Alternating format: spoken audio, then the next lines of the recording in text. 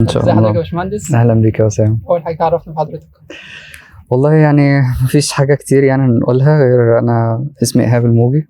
انا من المنصوره وخريج هندسه المنصوره 2012.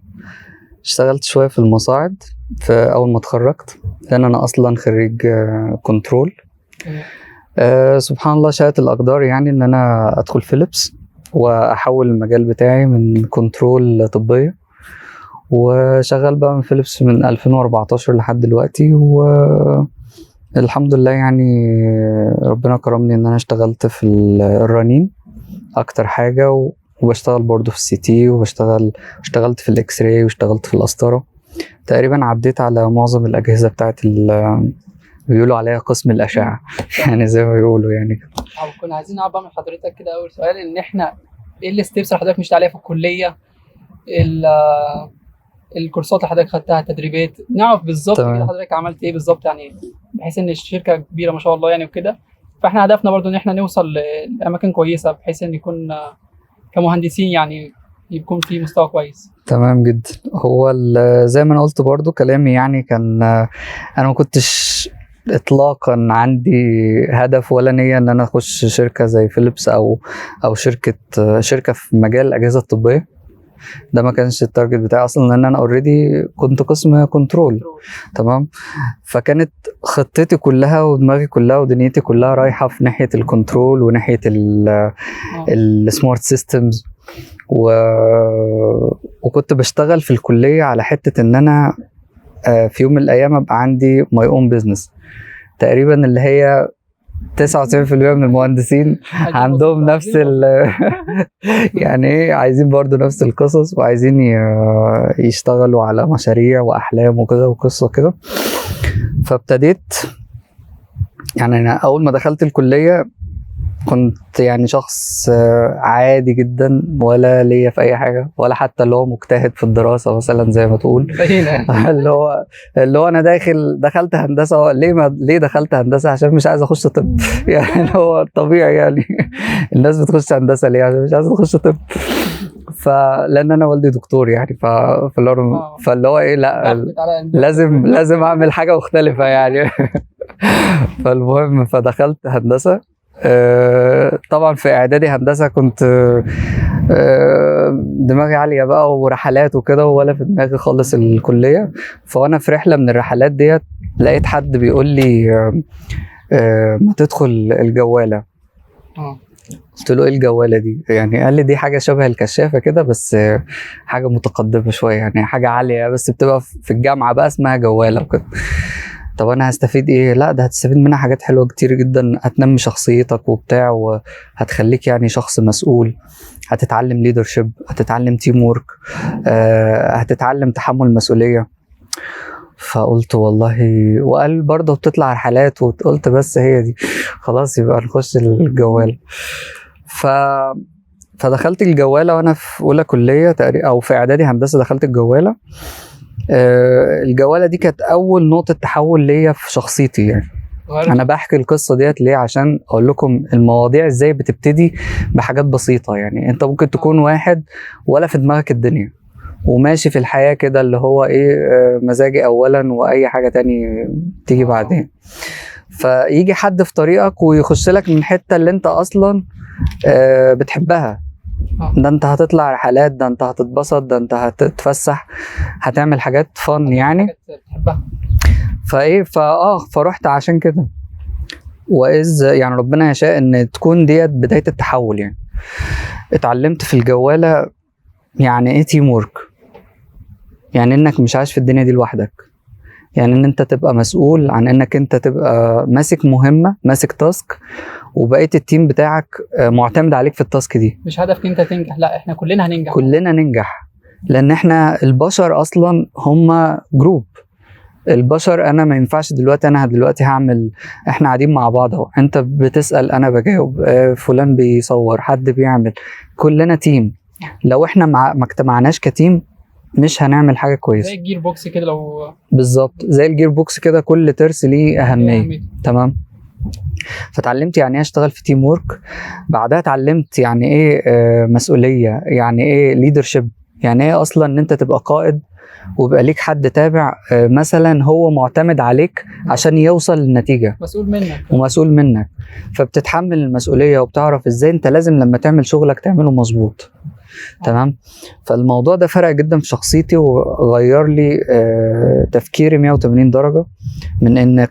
وكان دايما شعار الجواله كانت حاجه حلوه جدا لسه مأثره في شخصيتي حتى الان، وهي كن مستعدا.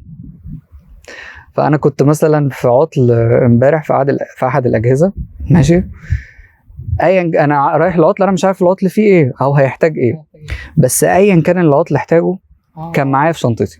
اي تولز انت احتاج مكوة اللحام معايا في شنطتي، القصدير معايا في شنطتي، مش عارف روزيتا عشان خاطر حاجه معايا في شنطتي، المفك الصغير الرفيع اللي هو بيعمل مش عارف ايه معايا في شنطتي. فكون مستعدا. فكان حتى بيسالوني انت يعني زوجتي كانت بتسالني انت ليه شايل الشنطه دي كلها؟ يعني هو في انت كل المهندسين بيشيلوا الشنطه الثقيله بتاعتك دي حاطط فيها جميع انواع العده، جميع انواع البتاع. ولا لان انا مش عارف انا رايح فين، وبعدين انا مش حمل ان انا اروح مكان وترجع عشان ارجع اشتري تول معينه او اروح الف على المحلات عشان خاطر هحتاج مثلا كذا. انا كل حاجه معايا. لو في حاجه مثلا نادر ان انا بستعملها بسيبها في العربيه، مش لهاش في شنطتي. بس ابقى مستعد دايما ان انا ايا كان اللي انا رايح عليه يكون معايا. تمام.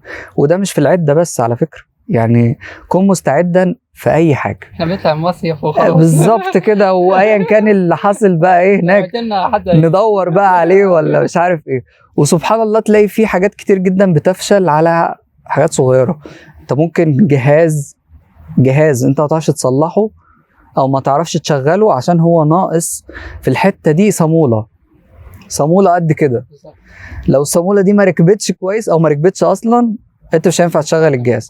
تخيل انت لما تروح لعميل وتقول له انا اسف انا ما صلحتلكش الجهاز عشان في صاموله قد كده وقعت او ضاعت او انا ما جبتهاش معايا. احساسه ايه بقى؟ هو مش هيصدقك، مش هيتفهم حاجه زي كده. فكن مستعدا كن مستعدا بالسكيلز بتاعتك، كن مستعدا بانك كل شويه لازم تاكواير نيو سكيلز. انت مثلا واحد اقول له يقول لي يا باشمهندس انا محتاج اتعلم كذا كذا، اتعلم. اقول له مثلا روح اتعلم انجليزي. يقول لي بس مش هروح اخد كورسات الكترونكس واروح اخد كذا ماشي، ما انت هتاخد الحاجات دي بس في اولويات. يعني نفس الكونسبت، تكون مستعدا ان انت في اي سي في طلب منك كذا انت مثلا انت هتروح تاخد كورس الالكترونكس هتاخده بالانجليزي مثلا. ايوه. وانت اصلا الانجليزي بتاعك ضايع، فنص الكورس انت مش هتفهمه. هي ستيب باي ستيب. فهتقوم بقى. فلما اقول لك خد الانجليزي عشان تبقى مستعد لما بعد.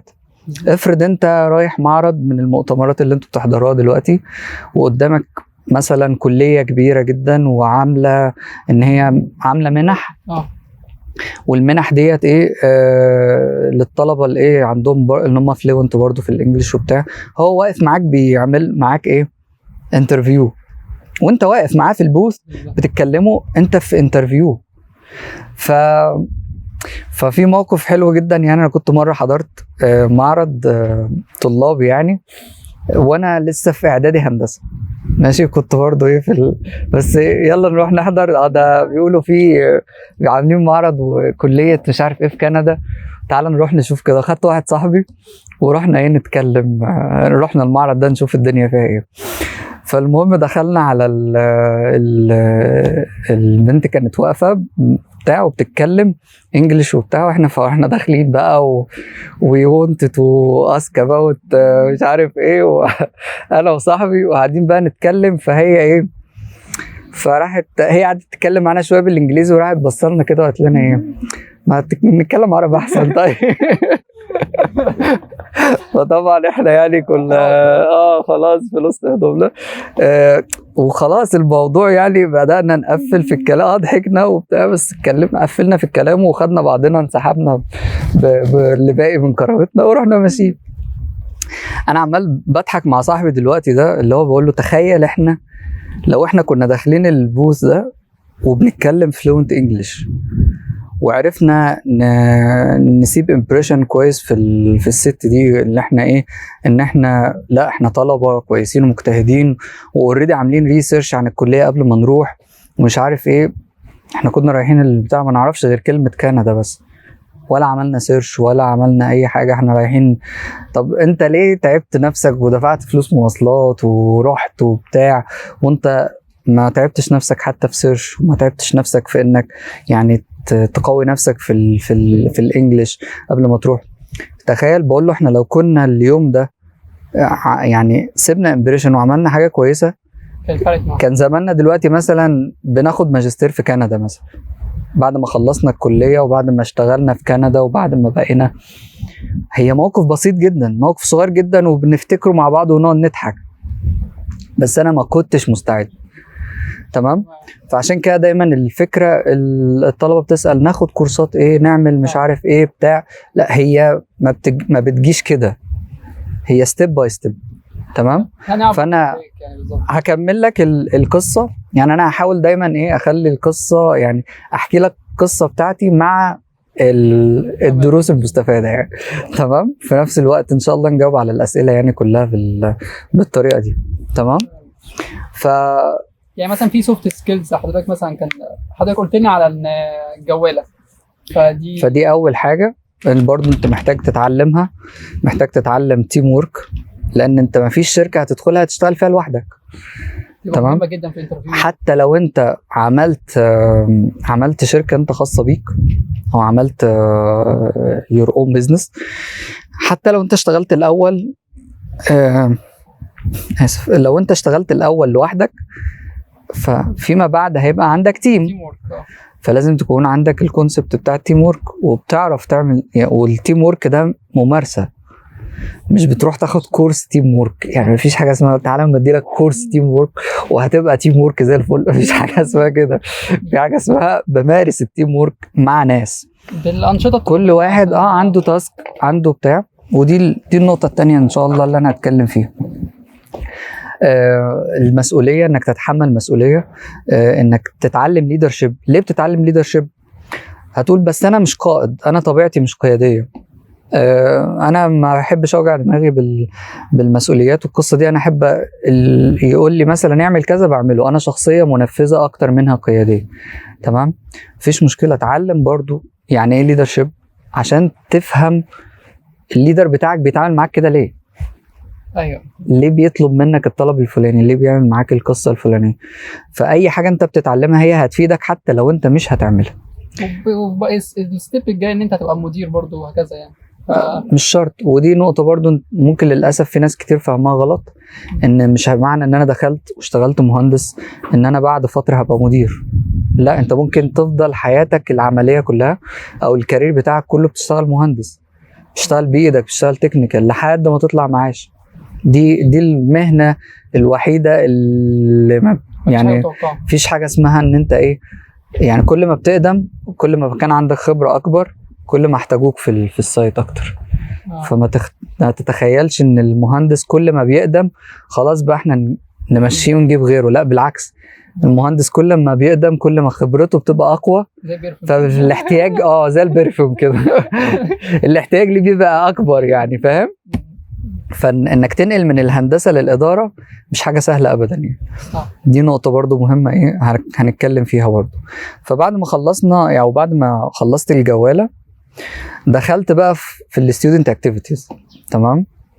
بس دخلت في حاجه مختلفه خالص عن الهندسه، يعني انا في هندسه برضو والاسره في هندسه اللي دخلتها، بس كانت بتعمل توعيه ضد اضرار التدخين والمخدرات. انا مش عارف انا ايه القصه يعني، بس انا حبيت الموضوع قوي يعني. اللي هو ايه، قالوا الناس دي بتعلمك الاخلاق، وحبيت انا القصه دي. الاسره دي اسره الاخلاق بتاعتها عاليه قوي. انا اتبسطت قوي من القصه دي. انا اتعلمت التيم وورك، اتعلمت ليدرشيب، اتعلمت المسؤوليه والقصه دي. نخش بقى على الاخلاق. تمام. طب ليه الاخلاق؟ هي زي ما بقول لك كده، في حكمه بتقول if you don't stand for something you will fall for anything. لو انت مش واقف، ما عندكش مبادئ، عشان خاطر انت عايش حياتك بمبادئ واخلاق معينه، انت هتقع قصاد اي حاجه. اي حد هيدي لك 10 جنيه هتعديه على طول. تمام. مع الناس بيقول مع اول قلم بيعترف. ما عندكش مبدأ، فدي كانت نقطة مهمة جدا، ان الواحد يتعلم الاخلاق ويتعلم ازاي يبقى عنده حاجة اسمها الكومباشن، اللي هو التعاطف مع الناس حواليه. دي فرقت معايا في ايه بعد كده؟ فرقت معايا في اني فيما بعد اما جيت اشتغلت في طبية، بقى عندي هو كونسبت واحد. انا دلوقتي رايح على جهاز، انا مش بفكر دلوقتي في الشركة والفلوس والكذا، انا بفكر في حاجة واحدة: في مريض واقف على الباب بتاع الأوضة بتاعة الأشعة منتظر الجهاز ده يبقى شغال عشان يدخل يعمل. في جزء اخلاقي كبير قوي. جزء هو المهندس لو ما عندوش أخلاق هيبقى بيفكر بقى بطريقة تانية، هيفكر في انا ازاي اخد مصلحتي من العطل ده، وازاي اعمل مثلا ادفانتج على العميل، وازاي انا مثلا ايه والله ده انا اروح واقول له اصعب له الدنيا عشان خاطر اخد منه بينيفيتس زياده. ما عندوش اخلاق. اوريدي الشركات اصلا بتكون ضاغطه عليك عشان والشركه هو طبيعي البيزنس بيضغط عليك ان انت لازم تحقق التارجت. فلو المهندس ما عندوش اخلاق، مين للاسف خلاص احنا عندنا المهنه نفسها او المبادئ نفسها خلاص انهارت. ولو المبادئ انهارت في ناس بتموت. دي الموضوع ده مش بسيط، يعني فكره ان في حد عزيز عليك يموت دي مش سهله. فلما حد يحسها كده ان انت ممكن تكون بسبب ولو بسيط، ممكن واحد الاشعه بتاعته اتاخرت فما دخلش العمليه في ميعاده فيموت، الموضوع كبير. يعني للأسف في ناس بتستهون بحاجة زي كده. فدي كانت الخطوة التانية، فكرة ان انا دخلت اتعلمت منها الموراليتيز والاخلاق، وفكرة برضو اكدت على قصة التيم وورك. ومن جوه التيم ده بدأت اخش في حتة التكنيكال بقى. تمام، بدأت اتبع بقى زي ما بقول كده follow your passion. تمام، تتبع شغفك والقصة دي. أنا بحب الديزاين جدا يعني بشكل يعني لا يمكن تتخيله. فكنت بحب الرسم والديزاين وبتاع ده. فبدأت أرسم وبدأت أعمل أخش في الفوتوشوب والإلستريتور وويب ديزاين. وأنا كنت في قسم حاسبات، هندسة حاسبات، فاللي هو عندي باخد برمجة وباخد كنترول وبتاع، وبدات اصمم دوائر البي سي بي والقصص دي كلها. ما عنديش هدف معين غير ان انا يعني بحب التصميم، بعمل حاجه بحبها.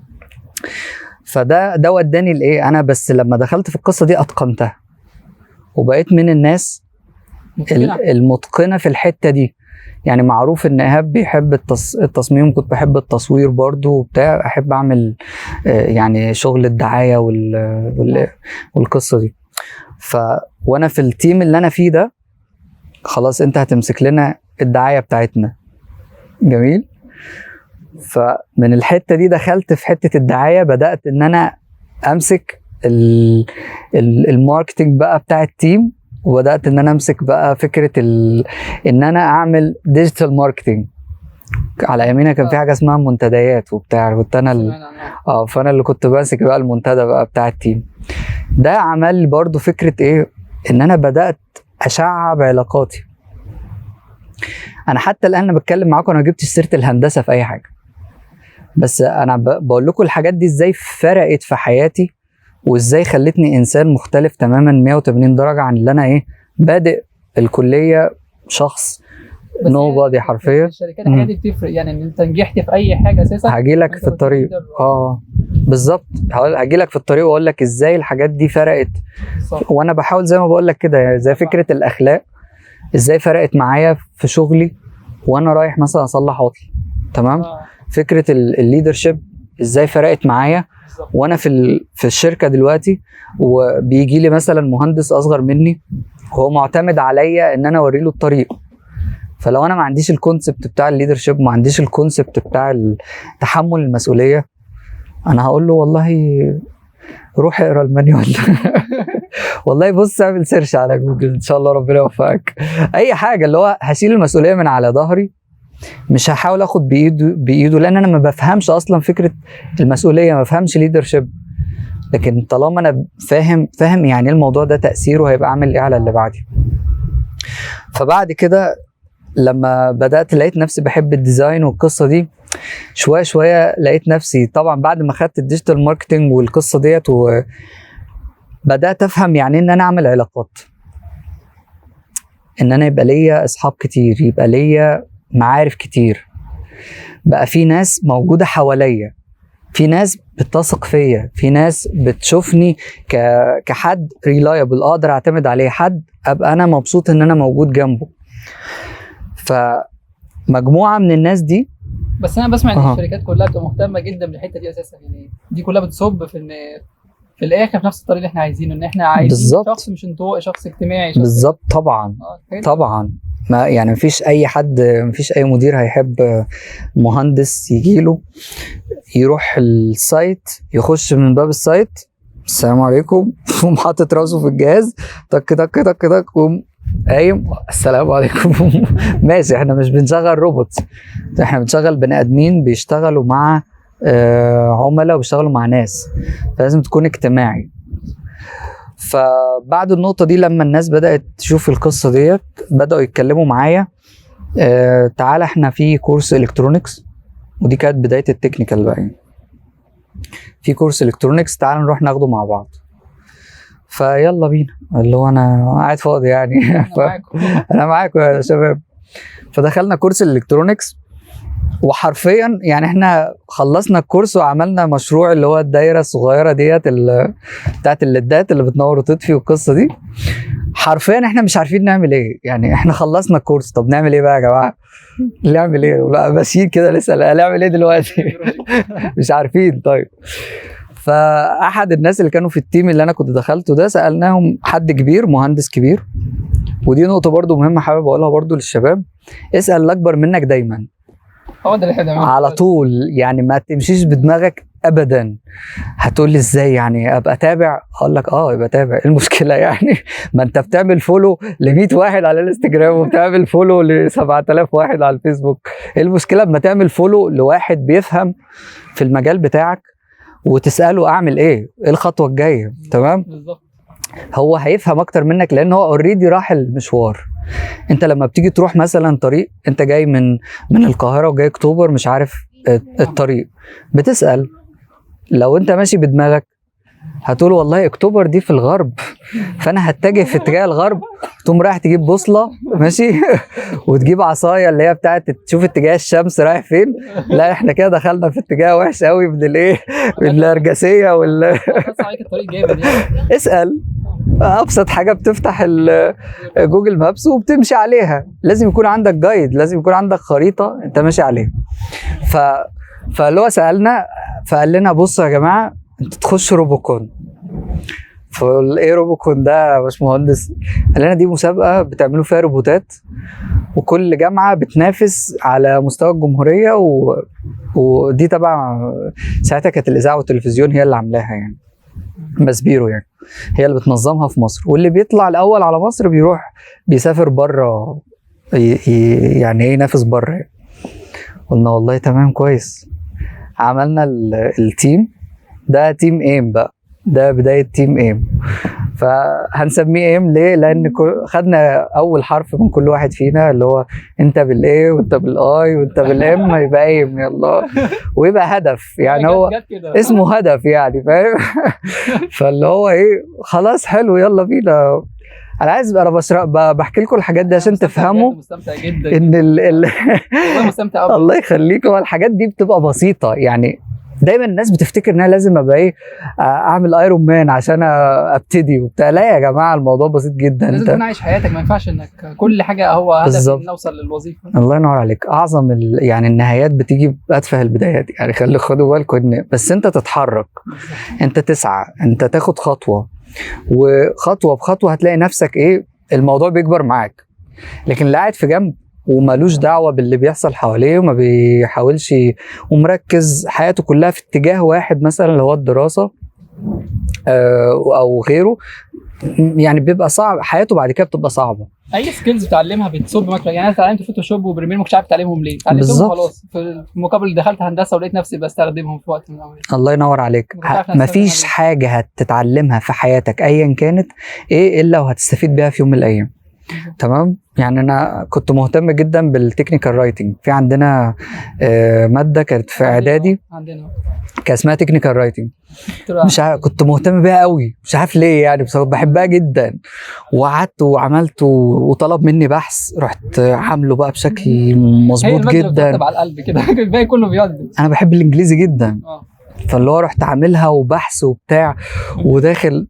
فلقيت ايه، انا الدفعه تقريبا 2001 والراجل طالب بحث، فلقيت انا داخل ومعايا مهندسه تانية احنا الاتنين بس في الدفعه اللي عملنا البحث تقريبا.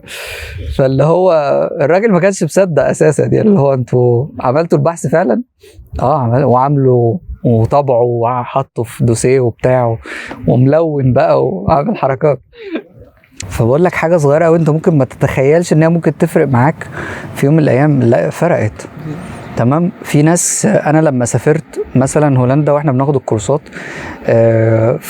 فكان الجروب بتاعي واحد ايرلندي وواحد انجليزي يعني بريطاني. تمام.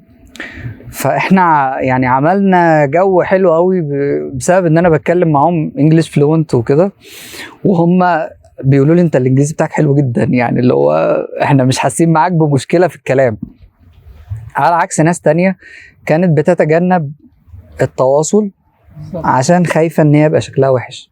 طب هو كان في تمام. كورسات مثلا معينه او حضرتك ستيب عشان ما انا بقول لك، انا في القصه دي انا مثلا الانجليش من يوم ما بدات وانا في المدرسه العاديه يعني زينا بذاكر كويس، بحبه، بجتهد فيه، بتتفرج على افلام كتير، بتسمع حاجات كتير، بالظبط. الحاجات اللي هي كلنا بننميها بالطريقه دي. بس انا في الكليه اهتميت بالموضوع اكسترا ستيب يعني. تمام. لان احنا دراستنا بالانجليزي، وانت في الاول وفي الاخر مهندس، يعني لازم اللغه اللي 90% من الكونتنت على مستوى العالم او على النت بيبقى بالانجليزي، فانت لازم تكون فلوينت او يعني شاطر في الحته دي. هتفرق معاك جامد يعني. ففي الكليه كنت مهتم بيه جدا. وبعد ما اتخرجت برضو كنت باخد يعني خدت برضو كورسات في الايلتس بريبريشن، والحمد لله خدت الايلتس، ومن اول مره الحمد لله جبت سكور 7 يعني. تمام. وده سكور حلو يعني في الايلتس، من 9 7 من 9. تمام. وبيبقى بيتقسم على 4 حاجات: listening وspeaking وreading وwriting.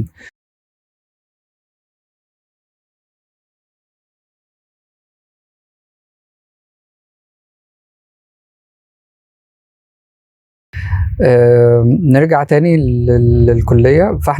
فاحنا اسسنا التيم، وحرفيا ما كانش عندنا اي خبره في التكنيكال، يعني اللي هو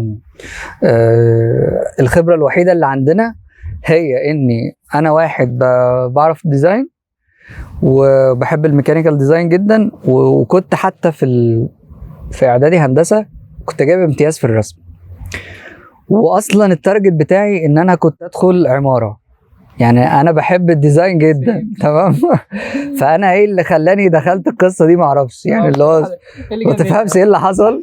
بس انا هرجع اقول لا، انا ما كنتش مجتهد بما فيه الكفايه يعني عشان ادخل عماره. يعني انا ما استاهلش. انا ليه؟ لان انا مثلا ايه، انا ما دخلتش عماره على 1%، يعني انا في التنسيق 1% كان يدخلني عماره. تمام. عندنا اقل يعني التنسيق بيبقى اقل. لا احنا عندنا عماره تنسيق كان عالي يعني. تمام. فانا هرجع اقول لا، انا ما اجتهدتش، عشان ما اقعدش اقول لا ده الكليه ظالمه، ده الدنيا ظالمه. لا، ما تقولش كده. انت ما تعبتش كفايه، المفروض توفر شوت. يعني انت مثلا عايز توصل ل 80%، هات 90، يركز على 90%. تتدرب على 90%. بالظبط. تدرب انك تجيب 90%، بحيث لو ما جبتش 90% جبت 85، فانت ستيل اكتر من الايه، من النتيجه بتاعتك. ودي على فكره عشان تبقوا عارفين ده مبدأ في البيزنس. يعني احنا دايما لما بنيجي مثلا نحط تارجت، نقول مثلا احنا والله احنا عايزين نحقق السنه دي 90 مليون مثلا. جميل. جبنا 85، حلو، احنا ستيل فوق التارجت اللي هو 80. تمام. بس احنا بنقول ايه، احنا عايزين نحقق 90. والله حققنا ال 90، ده احنا كده اوفر تارجت، ويعني اوفر اتشيف، واحسن ناس في الدنيا، وخدنا كمان بونص. لكن ما تقولش انا عايز احقق 80 فتيجي تحقق 70، فتبقى انت كمان ايه، او حققت ال 80 بالعافيه فتبقى يعني. فدي برضو نقطة ايه يعني خدوا بالكم منها، يعني في الحتة انك وانت بتحط تارجت او بتعمل هدف ليك لازم تحط تارجت عالي قوي، حتى لو كان بالنسبة لك صعب تحقيقه. انت لما تخش الكلية التارجت بتاعك مثلا انا هطلع الاول على الدفعة، واشتغل على انك تطلع الاول على الدفعة، طلعت الخامس طلعت العاشر طلعت whatever، عمرك ما كنت هتطلع الخامس ولا العاشر الا لو كنت حاطط التارجت ده الاول. لو انت كنت مش فارق معاك هتطلع في الايه، في ال 200 الاخرى يعني اللي هو انت ونصيبك بقى، ده ان عديت اساسا يعني ده انا عديت يعني نضيف يعني تمام. فدي نقطة مهمة جدا. بعد القصة دي واحنا طلبة ومش عارفين اي حاجة وبنجتهد كده وخلاص، عمالين نمشي في الكلية بندور على مكان نشتغل فيه مش لاقيين، تمام. فيشاء ربنا ان هم ايه احد الدكاتره قال لنا ده في اوضه كده على السلم، حته اوضه صغيره كده سيكشن مجهول للهويه ما حدش بيشتغل فيه ولا حد بيعمل فيه حاجه، بنعمله مخزن للايه، لشويه الديسكات اللي هي ايه ملهاش لازمه دي، تاخدوه بعد الاهانه دي اخده والله هناخده خلاص. انا هقول لك هنشتغل في الشارع، ما هو خلاص حاضر هناخده. وكنا مجتهدين جدا لدرجه ان احنا كنا بننزل نشتغل في الاجازه، تمام. انا وزمايلي كنا بننزل نشتغل في الاجازه. فواحنا شغالين في الاجازه عميد الكليه كان بيلف في الكليه، بيلفوا بيعملوا حصر الحاجات كده ومش عارف ايه، ومعاه بقى الايه الليله بقى بتاعته بقى لا مدير الامن بتاع الكليه ومش عارف ايه وايه وايه والدكاتره ورؤساء الاقسام. وفجاه واحنا شغالين الكليه كلها هص مفيش حد في الكليه غيرنا، واحنا شغالين في اوضه صغيره كده على السلم، فجاه لقينا العميد والناس دي كلها داخله علينا. انتوا بتعملوا ايه هنا؟ ده مين يا ابني؟ وايه اللي منزلكم في الاجازه وبتاع؟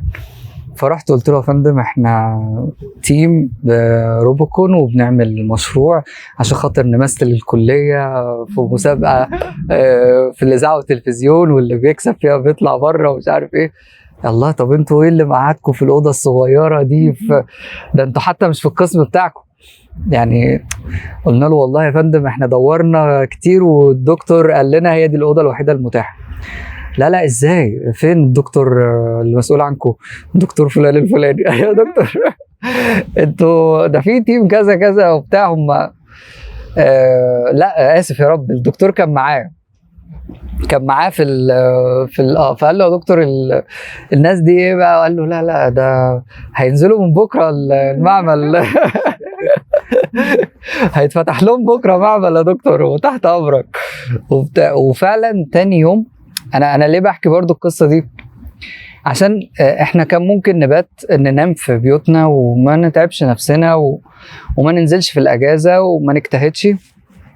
كان العميد هيعدي في اليوم ده وهيلاقي الاوضه دي مقفوله ومش هيشوفنا ولا اي حاجه دي من دي هتحصل. تاني يوم كنا نزلنا المعمل، ومعمل كبير وبترابيزات وفاسيلتيز بقى وسبوره ومش عارف ايه. ودي كانت بدايه بقى معمل ايه. ما احنا المعمل ده في الكليه كانوا بيسموه معمل ايه، الطلبه بيسموه معمل ايه على اسم فريقنا، يعني مش بيسموه باسمه اللي هو معمل التحكم التعاقبي، لا كانوا بيسموه معمل ايه من الشهره اللي الفريق بتاعنا حققها فيما بعد. فزي ما بقول لكم بعد كده الحمد لله انا بدات اعمل التصميم بتاع الروبوت، بدانا ننفذ فيه ونعدل فيه كل شويه وبتاع ورحنا المسابقه والحمد لله كنا احسن فريق في جامعه المنصوره. اي نعم احنا ما حققناش مركز، يعني احنا عدينا بس المرحله الاولى بس الحمد لله. انا بالنسبه لي دي كانت ايه نقطه الاختراق بقى، من نقطه ان انت تبقى واحد ما انتش شاطر تكنيكال، ما عندكش مهارات كتيره، ضعيف مش عارف ايه. التيم بقى ده هو كان بدايه الانطلاق. بعد ما عملنا القصه دي ورجعنا والحمد لله، يعني كان في معانا فرق تانية من نفس الكليه. الفرق دي كلها شافت فينا حاجه، شافت فينا يعني روح مختلفه، شافت فينا تنظيم عالي جدا، شافت فينا تكنيكاليتي حلوه وديزاين حلو وشغل كويس. التيمز دول اتجمعوا مع بعض واحنا كلنا اتفقنا ان احنا هنعمل اول اسره روبوتكس في جامعه المنصوره. تعالوا يا جماعه نجتمع نختار مين ليدر. فالتيمز كلها اجتمعوا وقالوا ايه يا بنت اللي هتمسك ليه بس يا جماعه؟ يعني الموضوع مش مستاهل. لا احنا شايفينك انت احسن حد فينا تمسك القصه دي. فعايز ارجع بقى خطوه لورا ونفتكر مع بعض الجواله، ونفتكر مع بعض التيم اللي انا دخلت فيه.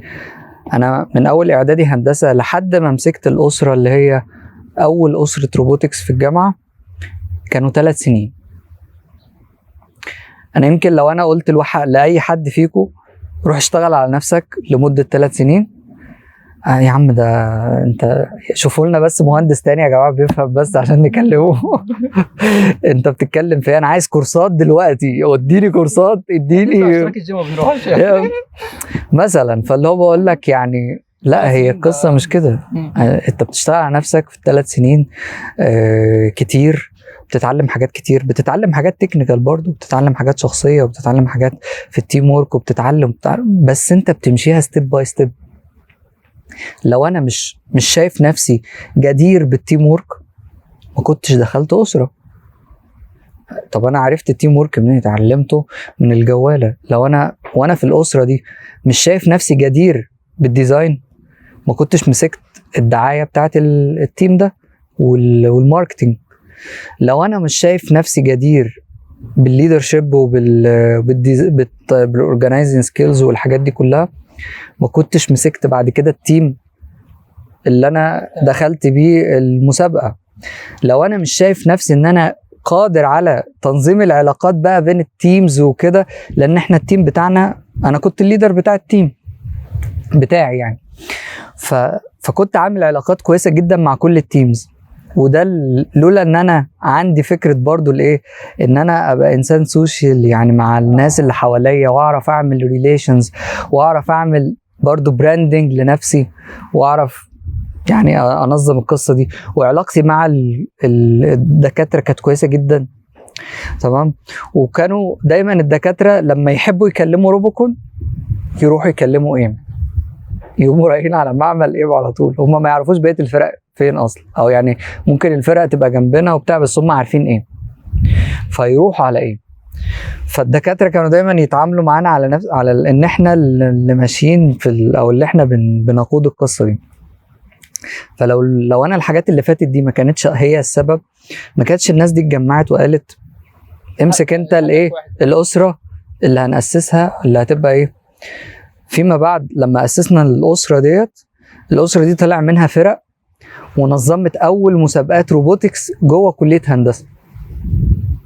جبنا ملعب في المنصوره، جبنا ملعب وعملنا مسابقات بقى زي اللاين فولور والقصص دي. الكلام اللي انا بقوله لك ده في 2011 2010. يعني يمكن فكره ان الكليات بتعمل مسابقات جواها والحوار دي ما كانتش موجوده اصلا، تمام. ففيما بعد طلع من التيم ده، او طلع من الاسره ديت فرق راحت خدت مركز اول على مستوى العالم في مسابقه روف. لو تسمعوا عن روف اللي هي الغواصات الروبوتكس اللي هي تحت الميه دي، تمام، الغواصات الصغيره. طلع من جامعه المنصوره الفريق اللي راح خد مركز اول على مستوى العالم في امريكا، وفي بعديها برضو مسابقه في البرتغال اعتقد خدوا برضو مركز اول. جميل. بعد القصه ديت جم الاداره بتاعت القسم عندنا طلبوا مني، قال ايهاب احنا عايزينك تاسس الجمعيه العلميه بتاعت قسم حاسبات. انت متخيل حاجه مش موجوده اصلا، وانت عايزينك انت اللي تاسس الجمعيه العلميه دي اللي هتنظم بقى الشغل العلمي والعملي جوه القسم.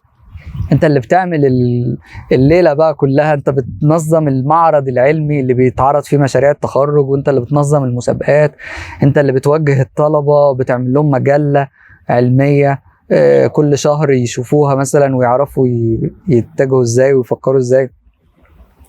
فدي كانت الحاجه اللي بعد كده وعلى طول انا سبت القصه دي كلها، وحتى سبت الليدرشيب بتاعت التيم بتاعي عشان اركز في ايه؟ مشروع التخرج بتاعي. فمشروع التخرج بتاعي كان حاجه اسمها هيومن ارم روبوتك سيميليتور. يعني هيومن ارم روبوتك سيميليتور كنت عملنا دراع زي الدراع البشريه بالظبط، بنفس الديجريز اوف فريدم بتاعته، بنفس الحركات، بنفس كل حاجه، وحطيت سنسورز على دراعي. كل الجوينت يعني كل الجوينتس شغال، كل الجوينتس بيلف كده وكده ويرفع وينزل، كل الديجريز اوف فريدم بتاعه الهيومن ارم حطيتها في روبوتك ارم، وحطيت على ايدي سنسورز ووايرلس زيجبي. تمام، بقيت بتحكم في الروبوتك ارم بايه؟ بدراعي بس، بدون اسلاك وبدون اي حاجه. بيستخدموها في الميديسن، ساعات بيبقى فيها عمليات وحاجات زي الكلام ده انا عامله في امتى؟ في 2012، او يعني اللي هو في لدرجه ان انا لما كنت بسيرش على النت عشان الاقي حد عامله، ما لقيتش، يعني ما لقيتش ان حد عمل المشروع ده بنفس الفكره دي او بنفس الطريقه دي. تمام، كانت معظم الناس بتستخدم بوت ميترز مثلا، بتستخدم مش عارف ايه، ما فيش حد كان بيستخدم سنسورز اللي هي بتستخدم بقى الجيروسكوب والكامباس والحاجات دي عشان تحدد لك القصه دي. ما حدش كان بيستخدم الوايرلس زيجبي في انه ينقل او يبعت اشارات. فلدرجه ان احنا كنا خلاص هنمشي في سكه ان احنا ايه، نقدم على براءه اختراع والقصه دي. فالحمد لله المشروع بتاعنا كان صنف في البورد بتاع الكنترول ان احنا احسن مشروع كنترول اتعمل في سنتها يعني. تمام، فانا بتكلم ليه الخطوات دي مشيت كده. لو انا هقول لك ان لو انا جيت بدات مرحله التطور بتاعي في سنه رابعه وقلت انا عايز اعمل احسن مشروع في كنترول، استحاله هعمله. ففتره الاعداد مهمه جدا، فتره الاعداد هي الاساس. فعشان ما حدش يهمل القصه ديت وما يركزش فيها يعني. النقطه اللي بعد كده بعد التخرج، انا طبعا في حاجات كتير كروتها يعني، بس ايه هنقول بعد التخرج فتحت اول بقى ايه شركه خاصه بيا. انا فتحت شركه تدريب. تمام، كانت ايم روبوتكس اكاديمي، ماشي، ودي بتعمل كورسات للبيجنرز في الروبوتكس. تمام، والحمد لله يعني قد ايه عملنا اول كورس والدنيا كانت يعني بروميسنج حلوه جدا. في الوقت بقى دي جه النقطه الفاصله بقى، اكمل ولا اشتغل.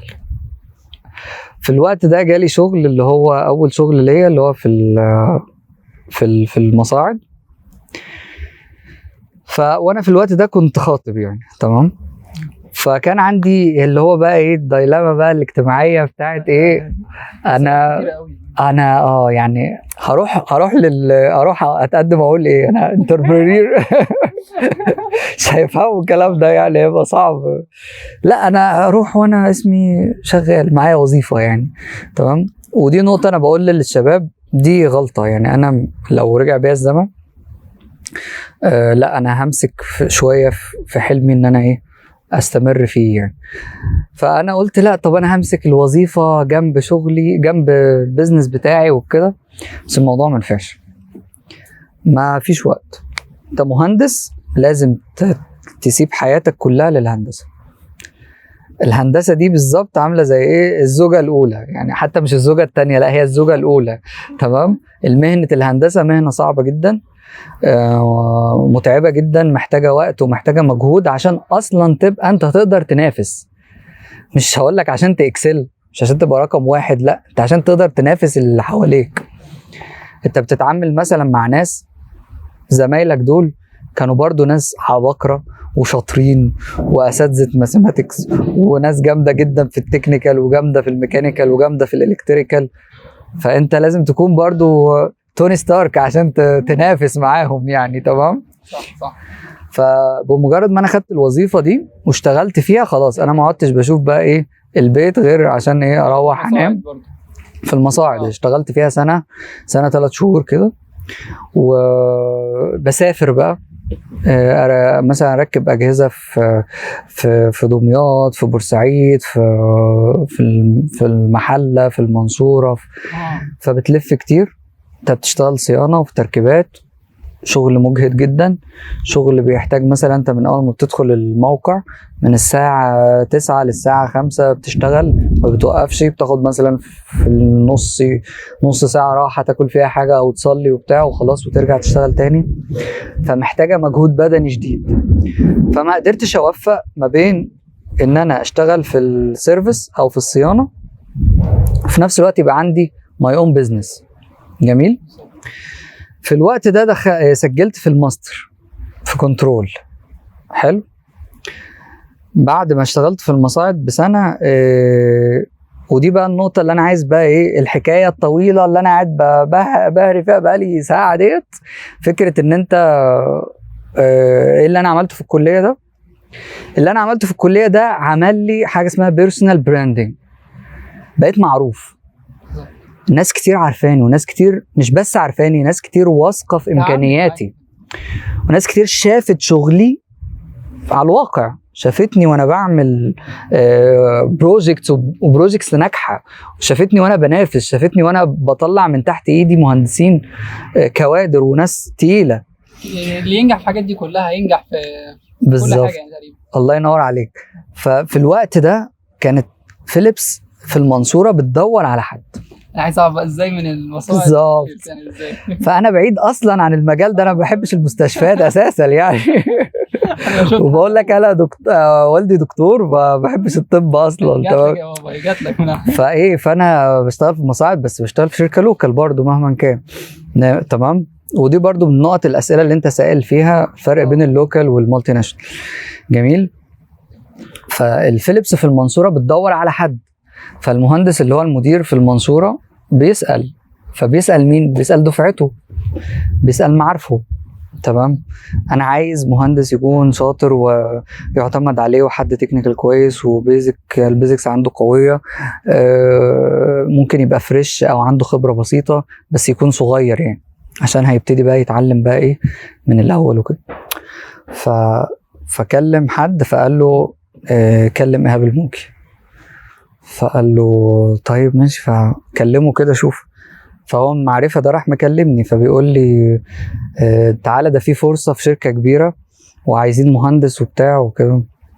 فقلت له آسف، أنا دي ده شغالة في طبية ومش عارف إيه، أنا مش هعمل شيفت كارير، أنا بقالي سنة وشوية يعني، مش هرمي السنة دي في الأرض يعني. فقال لي يا ابني اسمع يا ابني، دي شركة كبيرة ومالتي ناشونال وبتاع. قلت له معلش أنا آسف، أنا أصلا ناوي أسافر أساسا، مش عايز أقعد هنا في مصر. فراح إيه، فقال لي خلاص أنت حر، وفعلا خلاص راح ماشي. فهو المدير ده راح عمل انترفيو مع كذا حد تاني، فما اتبسطش. فسأل حد تاني برضو ما عارف، قال له أنا عايز حد كذا كذا، قال له روح لإيهاب الموجي. قال له كلم إيهاب الموجي. قال له انا كل ما اكلم حد يقول لي إيهاب الموجي. لا بقى ده انا عايز اشوفه. جاي لك انا.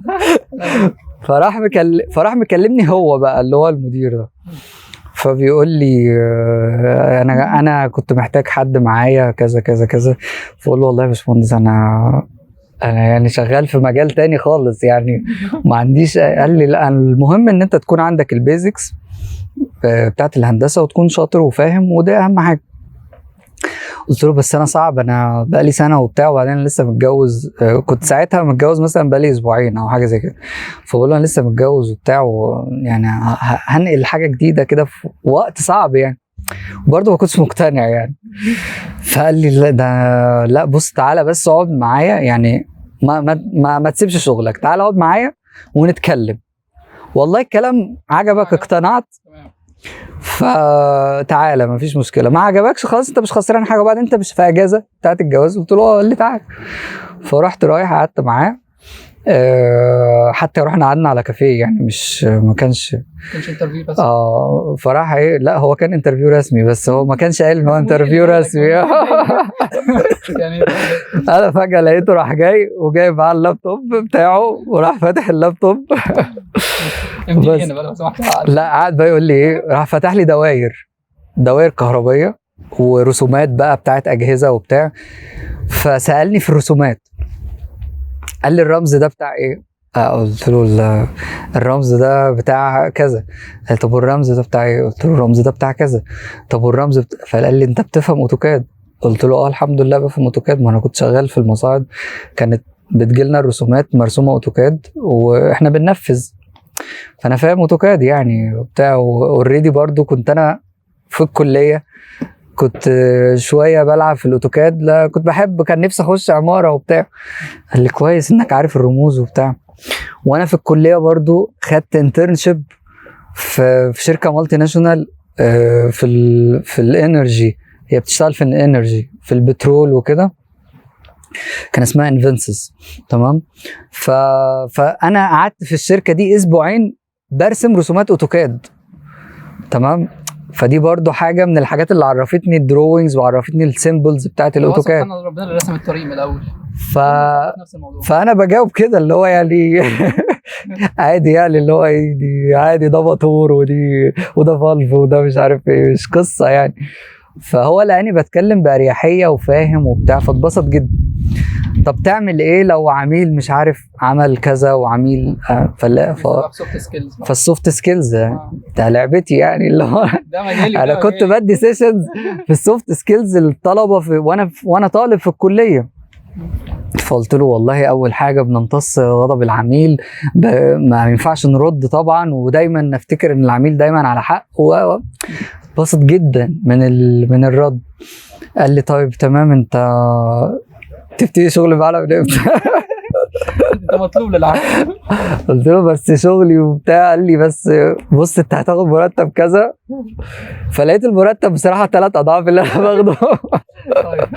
انا ضعفت بصراحه يعني. والله قلت له يعني لو انت في انسيست يعني خلاص ماشي مش مشكله.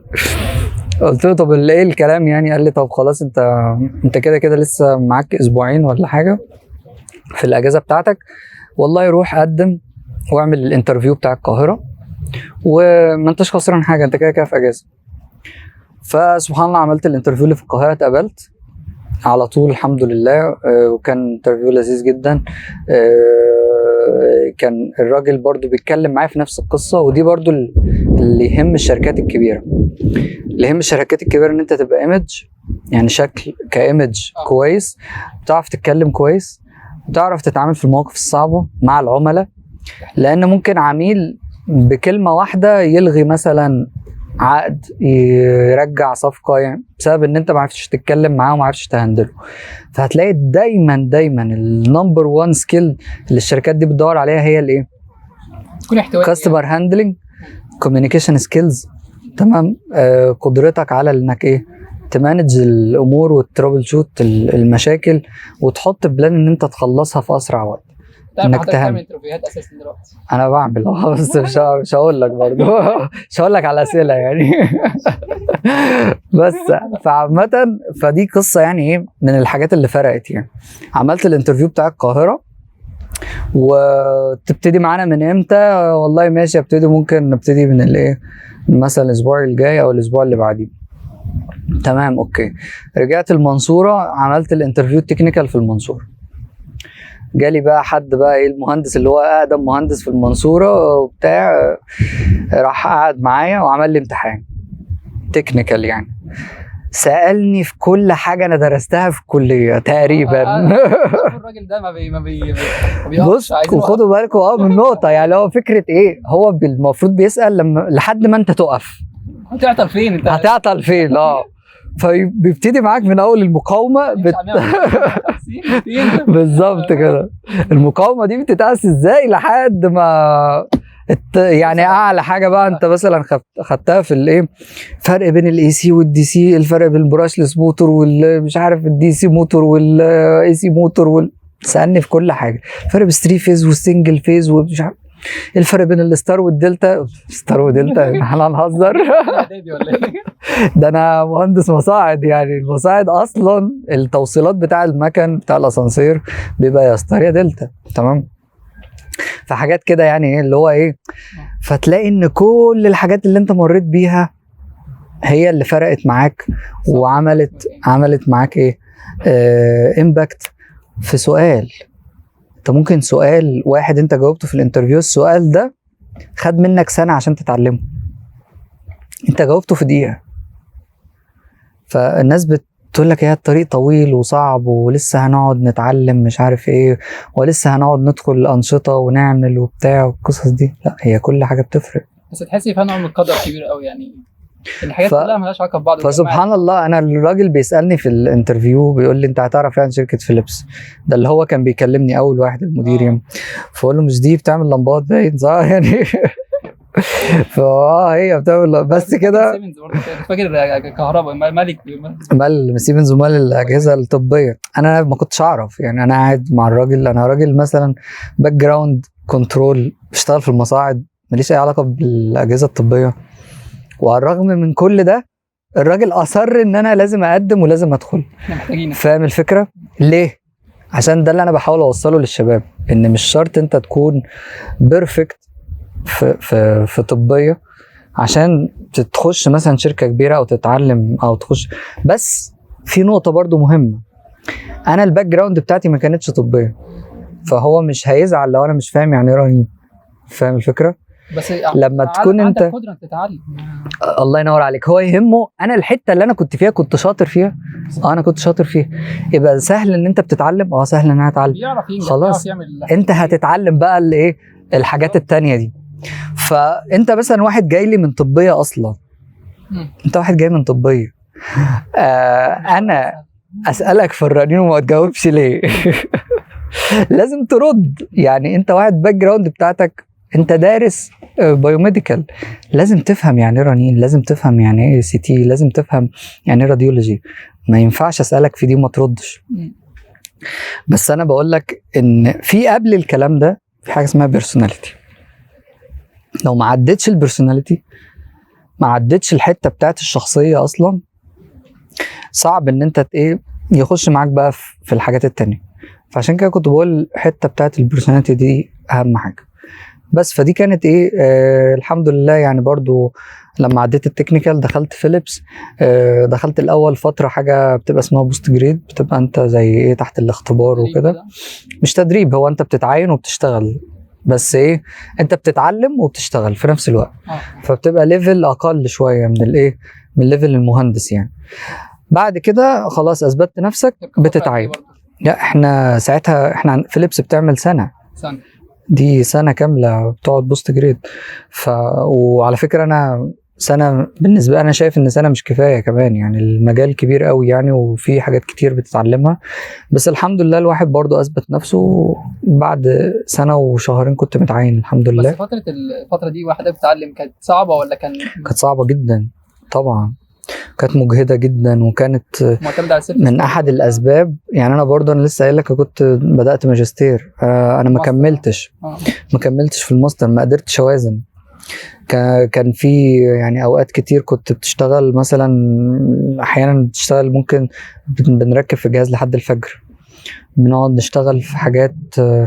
انت مثلا انت لسه مروح البيت وفجاه لقيت جهاز سي تي عطل، والجهاز ده مثلا في مستشفى الجامعه الرئيسي اللي معتمد عليه تقريبا البلد اللي انت قاعد فيها معتمد على الجهاز ده الجهاز رقم 1 في الاشعه المقطعيه في البلد اللي انت قاعد فيها، في المنصوره مثلا. فجهاز زي ده لو عطل انت لازم تنزل، مفيش حاجه كتير يعني في المنصوره مثلا. في تاني في كتير، بس انت بتتكلم على اغلبيه الشعب بيروحوا للجهاز ده عشان التذكره بالظبط. فده الشعب الغلبان مثلا هو بيروح على الجهاز ده، فهو ما يقدرش يروح مراكز خاصه عشان غاليه. فعندك جهاز زي ده انت لازم الجهاز ده يتصلح النهارده، او على الاقل يكون انت عارف قطعه الغيار اللي هو محتاجها ايه. جميل. فشغلنا دايما كله ايرجنسيز يعني. انت دايما في حاله ايرجنت، انت دايما عامل زي الايه قسم الاطفاء المطافي كده. هما بيكلموا المطافي يقول لك لا والله استنى بس هخلص الكابتشينو اللي معايا ده وبعد كده اجي لك. مش منطقي يعني. هو انت بترمي اللي في ايدك بس ما فيش حد غير يعني مطافي يبقى فيه ده 8 ساعات ده 8 ساعات 8 ساعات يعني يغيروا في شفتات. بس لو انا هحط شفتات يعني في الكلام ده انا هعين ناس كتير قوي وهدفع لهم فلوس كتير قوي وفي نفس الوقت هم مش هيشتغلوا يعني. برضو الطوارئ ما بتحصلش دايما كل يوم الساعه 9 بالليل، يعني برضو يعني مش اللود جه امتى في اليوم احنا مش عارفين هيجي امتى. هي ممكن يجي النهارده يجي بكره، ممكن اللود يجي لك الساعه 9 الصبح، فده في وقت شغلك عادي يعني، فانت بتروح تشوف تمانج الدنيا، تقعد تشتغل لحد الساعه 5، فاهم؟ انت ما بتعرفش انت بتبتدي امتى وما بتعرفش تنتهي امتى. فدي دايما نقطه برضه عشان الناس اللي فاكره ان انا هطلع اشتغل مهندس، هلبس البدله وامشي مش عارف بالنضاره الريبان بتاعتي، ومفيش الكلام ده. شغلنا في هندسه شغل او الصيانه عامه شغل تكنيكال. البدله والقصه دي في السيلز، وده انت كنت عايز تسال فيه. ايه الفرق بين مجال الصيانه ومجال السيلز بحيث مميزاته؟ ده عيوبه ايه كده؟ حلو جدا، حلو جدا. احنا عندنا السيلز كوظيفه معتمده بشكل كبير على الايه؟ سوفت سكيلز، على السكيلز. انا واحد اللي هو جاي اقول لك والله ايه، بيع لي الموبايل ده، صح؟ انت محتاج 80% سكيلز، بيرسونال سكيلز، انك تعرف اصلا تقنعني ان انا محتاج اشتري اصلا موبايل. في بقى سكيلز اللي هي يعني باكينج سكيلز بقى، اللي هي بتساعدك على انك تبيع الموبايل ده، اللي هي ايه؟ تكنيكال سكيلز. ايه التكنيكال سكيلز؟ لازم انت تكون دارس هندسه بتاعه الموبايلات عشان تعرف تقنعني بتعمل ايه، الاوبشن اللي فيه ايه، الاوبشنات اللي موجوده هنا مش موجوده هناك. لازم تكون فاهم يعني ايه الكاميرا دي مثلا عدستها كام ملي، لازم تكون فاهم الشاشه دي الريزوليوشن بتاعها، لازم تكون فاهم المصطلحات دي. فعشان تبقى فاهم المصطلحات دي لازم تكون دارس الحاجات دي، او بشكل كبير عارفها او فاهمها، عشان تعرف تشرحها او عشان تعرف تبسطها للعميل اللي قدامك. فانت هنفترض ان انت ايه، فدي اللي تفرق شويه السيلز عن الصيانه. الصيانه لازم يكون النسبه الاكبر تكنيكال. تمام. ليه؟ لان هو يعني انت رايح، انا والله بفهم شويه في الكهرباء، لكن ما ينفعش تفهم شويه في الكهرباء. حضرتك انت لو رحت قدام لوحه كهرباء وبتفهم شويه في الكهرباء، يبقى الله يرحمك. انت خلاص هتلمس مسلف وبعد هتنور. لازم ما تكونش فاهم شويه، انت لازم تكون فاهم كويس جدا وتكون متقن، تكون برنس في الكهرباء، مش عشان ما تاذيش نفسك. تمام. فالتكنيكال سايد بتاع الصيانه لازم يكون اكبر، لازم يكون اقوى. لازم مهندس الصيانه يكون بيفهم اقوى بمراحل من مهندس السيلز. تمام.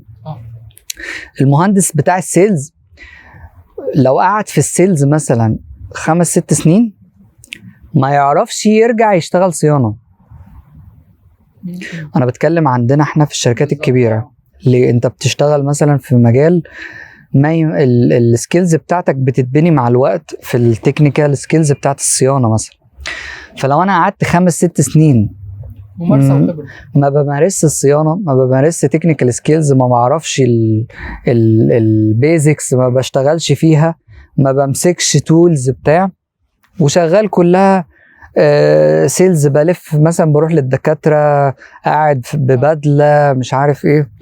تعال اقنعني ان انا بعد 5-6 سنين من الحياه ديت لا اقلع البدله، البس بقى زي الناس وانزل بقى اشتغل واتعب بقى وهدومك تتبهدل ومش عارف ايه، وممكن تقعد تشتغل الله اعلم هتخلص امتى. مش هينفع.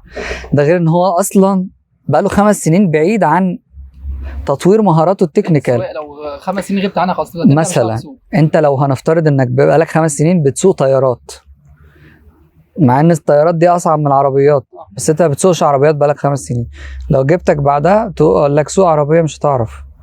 تمام. هي دي الفرق يعني بنسبه كبيره بين السيلز وبين في ناس بتبص لها من وجهات نظر تانية كفلوس. الفرق بقى زي ما بقول لك في ناس بتحب الهندسه قوي، بتحب التكنيكال قوي، زي دي مش لينا خالص. في ناس بتحب زي ما كنت بتقول يا معاذ ان الفكره الايه، انا بحب الالكترونيكس وبحب امسك الحاجات في ايدي وبحب اعمل مش عارف ايه. ففي ناس بتدخل في سكه ديت لدرجه يعني بعيده قوي. في ناس بتحب الهندسه فعلا، بتغير على، بتحب التكنيكال، بتحب الشغل، بتحب تمسك المفك في ايديها وتحب مش عارف ايه. الناس دي في الاغلب ما بتهتمش قوي بالبيزنس، يعني ايه بيزنس؟ يعني انك تكسب فلوس من ورا الشغلانه دي. صح. تمام؟ صح. لا انا طالما وظيفتي شغاله مرتبي بيجي لي اخر الشهر خلاص انا ما بفكرش في حاجه تانية. في ناس لا بتفكر في الموضوع كبزنس، انا ازاي اكسب من ورا الصيانه.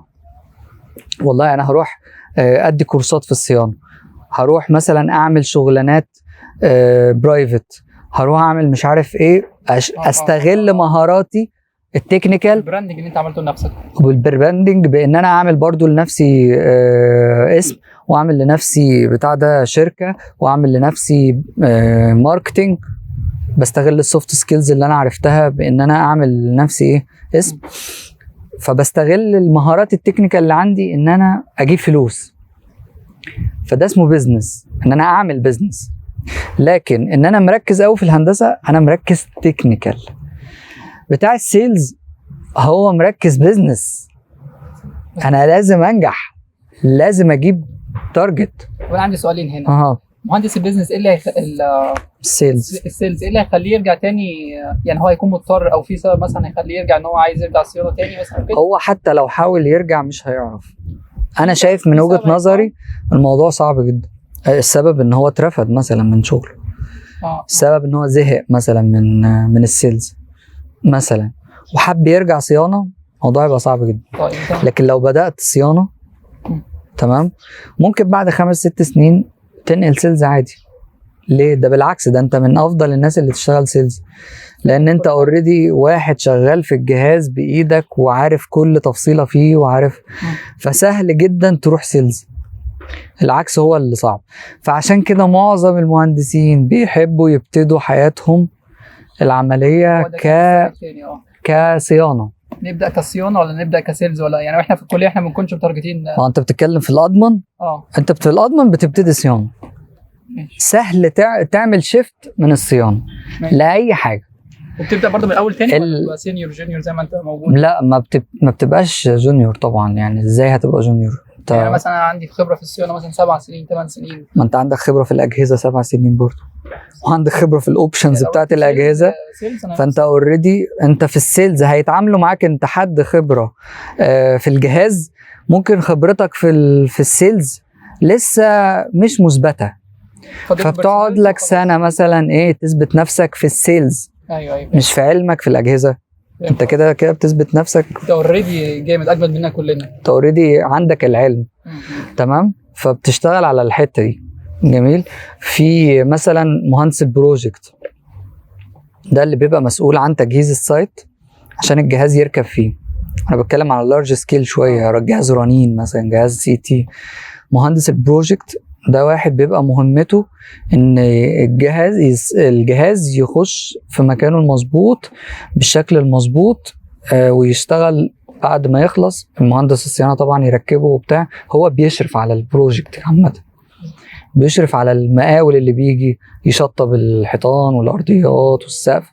هو اللي بيوفر لمهندس الصيانه او مهندس التركيبات، يعني يوفر له لوح الكهرباء، يوفر له الكابلات اللي هو محتاجها، يوفر له الحاجات اللي هيحط عليها كابلاته، يوفر له كل حاجه في السايت. مهندس الصيانه او ساعتها بيقلب بقى، بيبقى مهندس تركيبات، يروح يركب الجهاز وهكذا.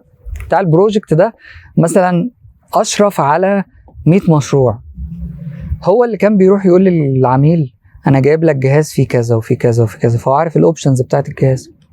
فبرضه مهندس البروجكت ده ممكن ينقل سيلز حلو، وهيبقى شاطر في السيلز، لان جزء كبير من شغله بيتعامل مع العملاء، لانه بيسلم جهاز لعميل. فاضل له تكنيكال برضه، وجهاز بيقعد يركب في شهر مثلا. فهو حتى من احتكاكه بمهندسين الصيانه بيفهم شويه تكنيكال. هو اصلا مهندس وبيشتغل مع المهندسين في السايت، بيشوفهم هما بيعملوا ايه، بيشوفهم هما بيركبوا، كل كومبوننت، وهو عارف الاوبشنز اللي في الجهاز. فبيقوم يساله والله ده بيعمل ايه، طب ايه دي مشكلته ده. فبيفهم من مهندسين الصيانه معظم الاجزاء الجهاز بتشتغل ازاي، بيبقى عنده خبره برضو في الايه في الجهاز. فده برضو من الناس اللي بتنفع تقلب من بروجكت لسيلز. تمام. اللطيف بقى في حاجه، دي نقطه مهمه جدا عايز اوصلها للناس. انت لو واحد في يوم من الايام حلمك ان انت تبقى سي او مثلا بتاع مكان،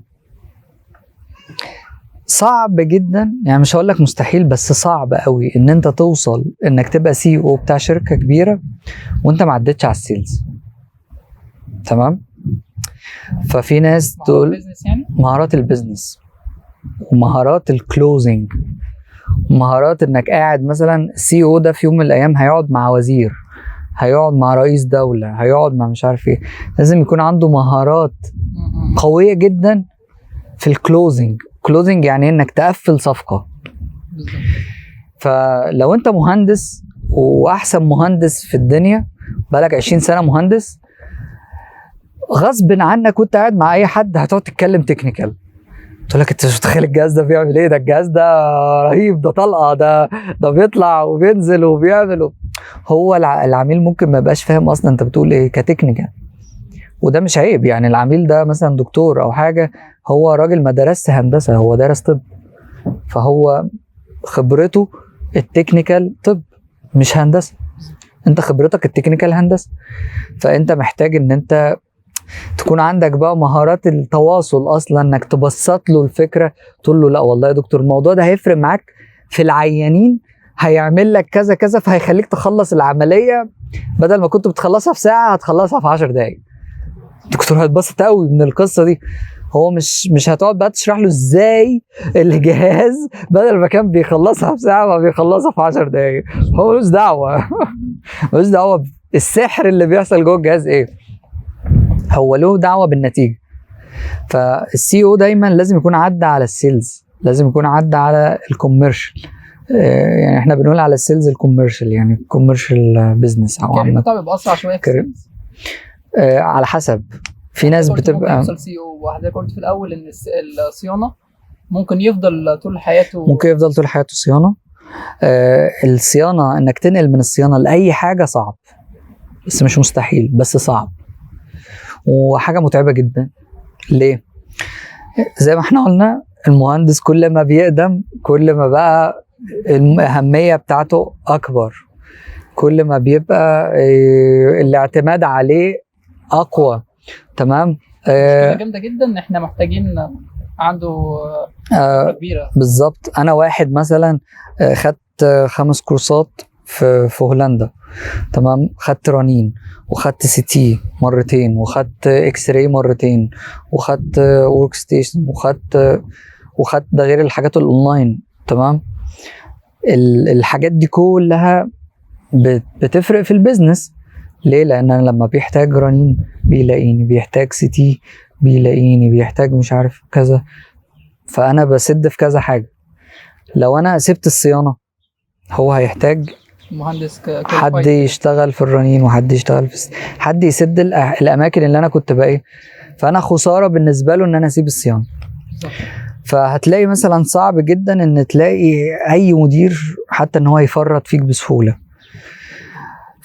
وخصوصا اصلا زي ما قلت لك ان الصيانه او شغل الصيانه ملوش مواعيد، شغل مجهد بدنيا. الحته دي ان يومك بيمشي ازاي كمهندس صيانه بالظبط. كنت عايز اعرف برضه الفرق بين مجالات الشغل في الطب، يعني في اي سي يو، في حد متخصص في راديولوجي، فايه الفرق بين التخصصات دي؟ او يعني نظره سريعه كده ايه الفرق بينها؟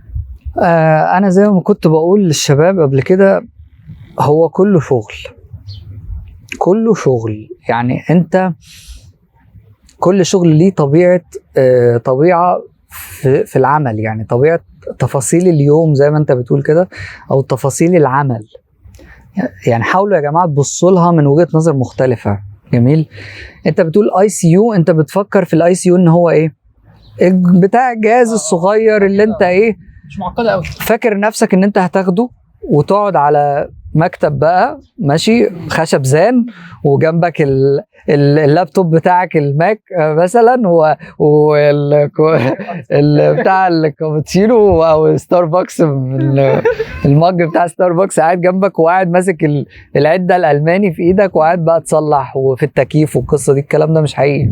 حطيني في نص الشمس ولا ايه؟ لا، هو انت ممكن تكون شغال وفي مريض نايم على السرير جنبيك، تمام، وانت واقف بتصلح، والحق يا باشمهندس المريض هيموت. بس دي ما عندهاش، في ناس ما عندهاش قلب، الموضوع ده صعب قوي بجد. الموضوع صعب جدا، وانت متخيل ان انت ممكن تخش يقول لك طيب انا هشتغل في القسطره، في مجال القسطره. حد فاتحين انت ممكن تخش جوه والناس شغاله في العمليه، تمام، الجهاز عطلان على المريض وانت مطالب ان انت تدخل وتحاول تصلح الجهاز. تخيل الاسترس اللي انت هتبقى فيه عامل ازاي. تخيل لو انت ما استحملش، ما بتقدرش تشتغل بالظبط، انت ما بتقدرش تشتغل تحت ضغط. كفايه اللود ان انا لو حاجه باظت هنا اوريدي الراجل ده خلاص توفى، فانا مسؤوليه. انت بعد فتره هتبتدي تتعامل ازاي تتاقلم مع الحاجات اللي زي كده، انك تقدر تتقبل فكره ان انت مش مصلح الكون. يعني انت في حاجات هتروح منك، وفي حاجات هتحصل انت مالكش يد فيها، انت بتبذل اقصى مجهود عندك، فاهم؟ والله الموضوع نجح وانقذنا الراجل الحمد لله. لا قدر الله ما قدرناش، احنا عملنا اقصى ما في وسعنا وخلاص، احنا الاعمار بيد الله، احنا في حاجات ما بنقدرش، بس انت المهم بالنسبه لك تكون عملت اللي عليك. خلاص البنات ما تشتغلش الموضوع ده خلاص. احنا بنقول مهنه الصيانه على المهندسات حاجه يعني تكاد تكون مستحيله في مصر. في ناس بره مصر بتشتغل، في مهندسات بيشتغلوا بره مصر، بس لان الوضع المجتمع وبرضو موضوع هم عندهم فكرة بيقدسوا جدا موضوع الشغل من 9 ل5، لو في بعد كده او حاجات طوارئ بيبقى ليها حسابات تانية. يعني عندنا برضو الطرق، السواقة، المستشفيات نفسها مش ملائمة لطبيعة شغل ان مثلا المهندسات يشتغلوا فيه. بره مصر لا، في الدنيا بتبقى الطف. طب اوريدي مثلا بقى بتشوفهم شغالين في ايه؟ يعني حضرتك خبره ما شاء الله، شغالين في البايوميديكال. اكتر وظيفه شفت فيها مهندسات شغالين هي البايوميديكال، شغالين في مستشفى كلينيكال يعني. كلينيكال. انه ماسكين، بيبقى ماسكين مثلا قسم الهندسه الطبيه، مسؤول عن الجزء الاداري، وفي جزء صيانه خفيف كده اللي هم مثلا ايه، اجهزه الاي سي يو، اجهزه التنفس، اجهزه المعامل. هم ساعات بيتدخلوا في الاصلاح لو هم يعني عندهم خبره فيها، او ما بيتدخلوش وبيكلموا شركات الاجهزه دي يجوا يصلحوا. الشركات الكبيره ما بيقبلوش بصراحه بكليات غير كليات حكوميه مثلا معينه وحاجات زي كده، بيبقى في تمييز وحاجات زي كده من الواقع. يعني مش عايز كلام مش تمييز، لا هو ما فيش تمييز، هو الفكره بالممارسه بالتجربه. معظم الناس اللي بيبقوا خريجين كليات، يعني هقول لك ايه، بتبقى بفلوس، بتبقى فيها، بتبقى مثلا جزء كبير منها بيزنس.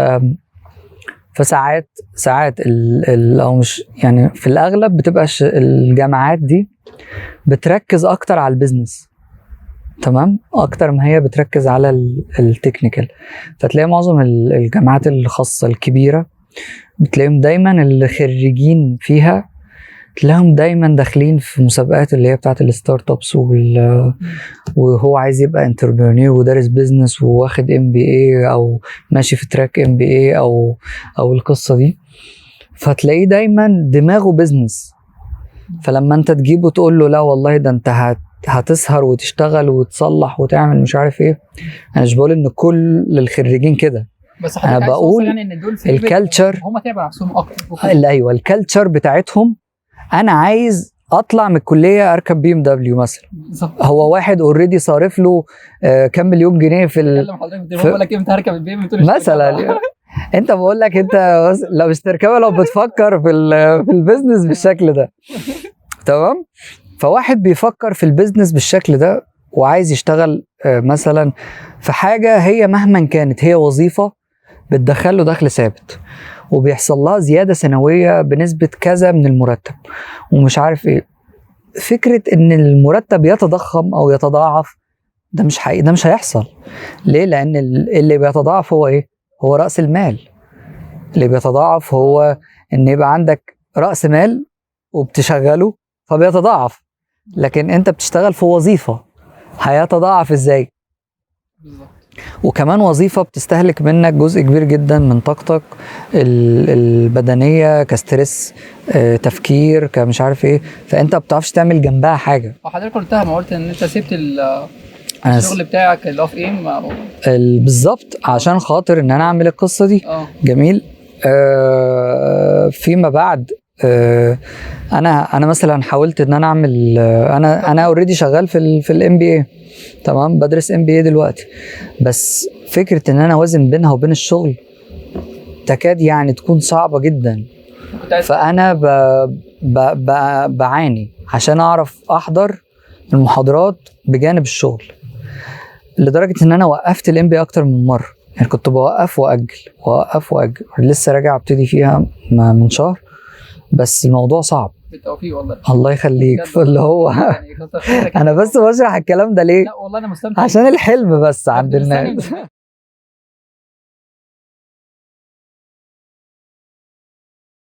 شركه فيليبس يعني كان حضرتك صيانه راديولوجي، فحضرتك بتعمل ايه اثناء يومك؟ يعني يومك بيمشي ازاي؟ تروح الشركه بتعمل ايه كده؟ تمام. هو مبدئيا كلمه راديولوجي يعني بتتقال اكتر على الاشعه اللي هي العاديه مثلا او الاكس راي، وفيما بعد تم الضم ليها طبعا السي تي، تمام، بما ان السي تي اصلا بيزد على الاكس راي، تمام. يعني راديولوجي كلمه محصوره، راديولوجي كلمه معناها اشعه، تمام، او يعني مكسوره اصلا، او يعني الكلمه دي طلعت ليه؟ لما بقى في اكس راي، تمام، بقى في جهاز اكس راي، تمام، بعد كده اتطور بقى في جهاز سي تي. السي تي هو عباره عن انبوبه اكس راي بتلف، تمام، بتلف حوالين المريض، فبتاخد الاشعه مقطعيه، تقدر تاخد انك تاخد الجسم ده كانك خدت فيه سلايس،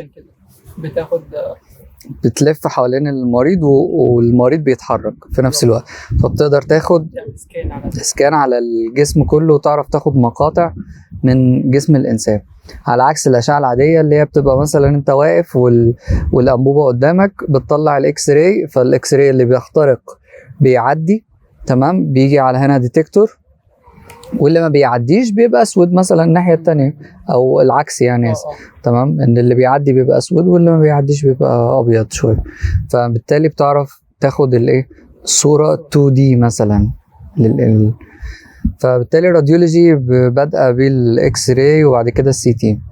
بما ان احنا الرنين هو صوره من صور التصوير الطبي، بيسموها ميديكال ايميجينج، تمام، والام ار اي لو انت عارف الاختصار بتاعه ماجنتيك ريزونانس ايميجينج، تمام، فهو تصوير طبي وليس نوع من انواع الراديولوجي. حلو. فدي برضو نقطة حلوة، يعني هي قلنا نشرحها برضو بالمرة، يعني ممكن نجيبها في سيكشن تاني من الفيديو ولا حاجة. المهم احنا اليوم بيتم ازاي بالظبط؟ احنا اليوم الطبيعي بتاعنا ان احنا في عندنا حاجة اسمها ديسباتش، تمام، انت مهندس صيانة، فده معناه ان انت عندك ديسباتش. يعني ايه ديسباتش؟ يعني حاجه بلاند مثلا ده بيلف. لو سمحت بس احنا ديسباتش ده الكول سنتر، احنا او كاستمر كير سنتر، بيجي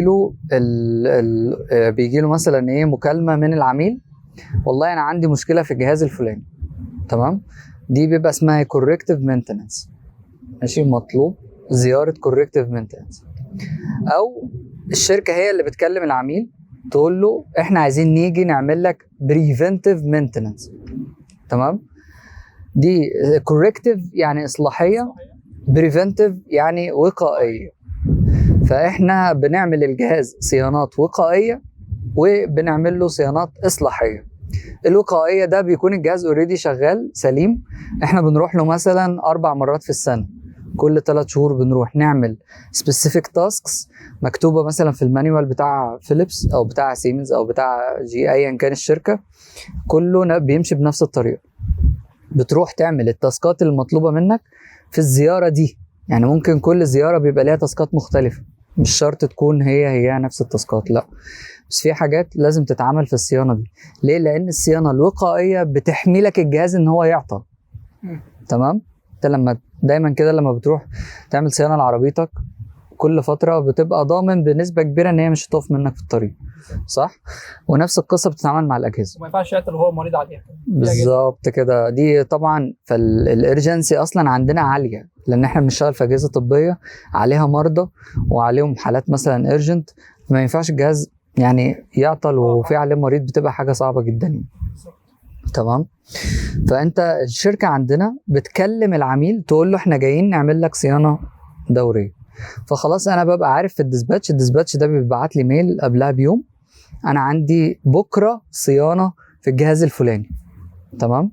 فانا خلاص عامل حسابي، مجهز بقى الداتا بتاعتي، مراجع الدنيا، بحاول اشوف مثلا الجهاز ده محتاج ايه اخده معايا، لو محتاج تولز معينه بقوم مرتب مع الوير هاوس او المخزن ان انا عايز التول رقم 1 ورقم 2 ورقم 3 تتبعت لي على المكان الفلاني، فهو يقوم عامل شركه النقل، مكلم شركه النقل تقوم موديه التولز ديت على الايه، على السايت، وبروح اعمل الصيانه الدوريه بالتاسكات بتاعتي. مثلا هنفترض الصيانه دي بتاخد 4 ساعات، وانا اثناء ما انا شغال في الصيانه لقيت فيه مشكله في الجهاز العميل ما كانش واخد باله منها، فخلاص انا بقول للعميل والله في كذا كذا انا هحتاج كمان ساعه. جميل. فممكن اشتغل عليها مع البتاع. المهم ان انا اخلص الصيانه، الجهاز يطلع من الصيانه كانه جديد. لو انا لقيت فيه اي حاجه في الجهاز لسه محتاجه اصلاح وال4 ساعات دول او ال5 ساعات مش مكفين والعميل عنده حالات وكده، بعمل ايه؟ بسكادجول افولو اب كول، بظبط مع العميل اقول له مثلا انا ايه هاجي لك يوم تاني تكون فيه الدنيا برضو ايه هاديه وتكون حاجز لي في الجهاز، اكمل التاسكات اللي انا ايه بس تكون تاسكات مش يعني ارجنت، تكون حاجه مش ارجنت، تكون حاجه مثلا ايه بسيطه مش مؤثره على سير الشغل، ممكن تتاجل شويه. بالظبط كده. فانا ببقى مثلا قبلها بيوم انا ممكن بكره يجي لي ميل ان انا رايح بكره اسوان، ممكن يجي لي انا رايح اسكندريه، ممكن رايح الحته الفلانيه، فانا دي حاجه انا ما اقدرش اتوقعها. ليه؟ لان انت على حسب المطلوب، على حسب الشغل المطلوب وعلى حسب المتاح. في غيرك مثلا 5 6 مهندسين بيشتغلوا تقريبا نفس الشغل بتاعك، فكلهم اتوزع مثلا عليهم شغل وانت اتوزع عليك شغل، في وارد ان يحصل ما بينكم تغيير، حد ياخد الديسباتش بتاع التاني او حد يبدل مع التاني، وارد طبعا. جميل. فدي اول نقطة في شغلنا، ان مفيش سيرتينيتي بنسبة كبيرة. فالشخصيات اللي بتبقى عندها صعوبة في ان هي تعرف تقول لك لا انا لازم بكره ابقى عارف انا رايح فين والساعه كام وهاجي منين ومش عارف ايه، هيبقى عندهم صعوبه في ان هم يشتغلوا شغل المهندس الصيانه. لان وارد وانت هناك، انا مثلا سافرت اسوان، لو انا في اسوان وشغال في جهاز وفي جهاز تاني في اسوان عطل في نفس اليوم اللي انا فيه هناك، اكيد هبات في اسوان واقعد اشتغل مثلا لحد تاني يوم او فاهمني؟ طبيعه الشغل متغيره، فطبيعه انت هتقدر يعني هتقول لهم مثلا لا انا هرجع، عشان كده قلت ما ينفعش من اسوان. الموضوع بيبقى صعب على على المهندسات على القصه دي في المواضيع اللي زي كده، انك تبات بره او مش عارف ايه، في ناس ما بتقبلش القصه دي. تمام. فبالنسبه لي لا، هقعد طبعا وهكمل شغل لحد ما اخلص ايا كان اللي ورايا، بعد كده اروح. جميل. وارد جدا حتى بعد ما اروح من اسوان تاني يوم يبقى عندي شغلانه برضو تقيله، مفيش غيرك مثلا انت الاكسبيرت في القصه دي. تمام. فخلاص فالشغلانه مفيش فيها انتقائيه شويه، دي نقطه. النقطه الثانيه، انت لازم تكون من الاخر انت زي ما قلنا من شويه السوبر هيرو بتاع كل حاجه.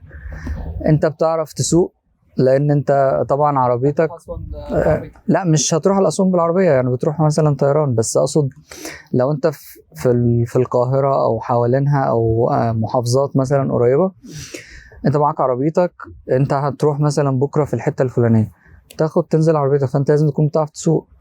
تمام. العده بتاعتك لازم تكون كامله. جميل. بتكون مجهز مثلا اللابتوب بتاعك لو انت رايح في مكان وانت عارف ان المكان ده مفيش فيه مثلا شحن او بتاع، لازم تكون شاحن اللابتوب من قبلها عشان ممكن تحتاجه. تمام.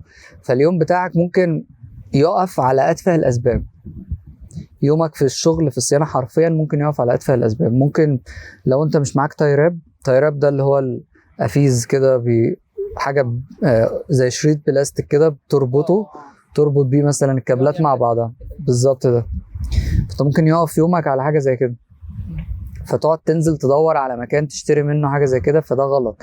زي ما قلنا في الاول لازم تكون مستعد بحاجتك كلها قبل ما تروح. في يومنا ده مثلا، ده اليوم البلاند العادي اللي هو انت رايح انت رايح تعمل صيانه وهتقعد فيها الاكس معين من الاوقات وهترجع. ده بلاند. في بقى حاجات ان بلاند اللي هي الكوركتيف. انت الجهاز عطل دلوقتي، خلاص احنا محتاجين حد يروح دلوقتي، تمام. فبتروح، ممكن ترايح على اساس ان العطل حاجه كده صغيره، فجاه تكتشف لا ده العطل ده محتاج له حاجات تانية عشان خاطر يتصلح. بتكلم مثلا وير هاوس، ابعتوا لي التولز المعينه، ابعتوا لي الحاجه المعينه.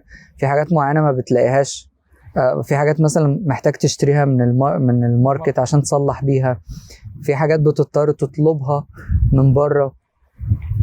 فدايما ان انت تكون اصلا يعني مستعد بنسبه كبيره، ده بيوفر لك وقت. انا مثلا من الناس اللي بحب ان انا اول ما اروح السايت افتح اللابتوب وافتح الميل. انا هنفترض ان انا هحتاج اطلب قطعه غيار، فاول حاجه اول ما بوصل انا بدات اشخص، خلاص انا شايف ان هي القطعه الفلانيه، ابتدي اطلعها واقوم كاتبها في الميل. انا بفترض ان هي دي اللي هتبقى محتاجه، لسه ما اتاكدتش. خلاص عملت التستات بتاعتي، عملت تستات على الجهاز بالتولز اللي فيليبس مديهاني او ايا كان الشركه اللي الواحد شغال فيها مديها له. بتعمل التستات بتاعتك، بتعمل دايجنوزس، بتعمل ترابل شوتنج، تكتشف ان الجهاز ده محتاج قطعه فلانيه او قطعه علانيه. تبتدي تستخدم التولز بتاعت الشركه بتاعتك. هي بيدي لك كتالوج ده بيبقى فيه جميع قطع الغيار اللي في الجهاز من الابره للصاروخ. تبتدي تطلعها وتكتبها في الميل. انا بحيث ان انا كل شويه بزود حاجه في الميل وانا بشتغل في العطل، اروح ازود حاجه وارجع، بحيث ان انا بعد ما اخلص العطل بتاعي الميل بتاعي بقى جاهز. اقوم رايح نشوف مثلا مكان فيه شبكه او افتح هوت سبوت على الموبايل بتاعي واقوم باعت الميل وانا في السايت. فبالتالي ابقى انا خلصت البيبر وورك. هو ده يعتبر بيبر وورك حتى لو هو ميل يعني، بس يعتبر بيبر وورك. خلصت البيبر وورك مع شغلي التكنيكال. ما استناش مثلا انا لما اروح البيت وافرض روحت البيت متاخر، او استنى ان انا ابعت الميل تاني يوم. اليوم بيفرق في حياه الجهاز وحياه المرضى وحياه المكان. فدي نقطه تنظيميه ممكن ملهاش علاقه قوي بهندسه، يعني دي حاجه انت بتكتسبها في الشغل. بس لو انت مش جاهز ومش بتدير يومك صح، فدي نقطة. النقطة التانية، ساعات انا مثلا ابقى في سايت وخلصت خلاص، ممكن ابقى سايت في شرق القاهرة، يتطلب مني ان انا اروح سايت تاني في غرب القاهرة في نفس اليوم، فتقوم سايب ابقى خلصت اللي في ايدك تقوم رايح على فلازم تكون عندك برضو فلكسبيليتي شوية، ان في حاجات بتبقى ايرجنت فعلا ما ينفعش ان انت تتهاون فيها او ان انت تأجلها. جميل. ففي ناس ما بتحبش الموضوع ده. في ناس يقول لك ازاي انا ابقى في شرق القاهرة وانقل واقوم رايح مثلا لغرب القاهرة. الموضوع هيبقى بالنسبة لهم متعب، او انك ابقى شغال مثلا في عطل وفجأة يطلب مني ان انا اسافر محافظة تانية. تمام. في ناس ما بتتقبلش الفكرة. فلازم الناس تفهم ان هي الشغلانة دي شغلانة صعبة ومتعبة وبدنيا مجهدة، لان انت بتحتاج مثلا معاك شنطة مثلا بيبقى فيها عدة، بيبقى بتحتاج ان انت تشتغل شغل بدني شوية. لو انا بشيل قطعة غيار معينة من مكانها جوه الجهاز، اكيد مش هجيب عامل ما يعرفش اي حاجة وممكن ما يفهمش في السيفتي، يدخل يشيل حاجة من الجهاز هو يعور نفسه او يبوظ القطعة. فطبيعي انت كمهندس انت اللي تشيلها من الجهاز، لان انت فاهم ابعاد الموضوع، فاهم الكهرباء فين، فاهم بتاعه. طبعا انت لازم تقفل اي مصدر من مصادر الكهرباء قبل ما تشتغل عشان تحمي نفسك.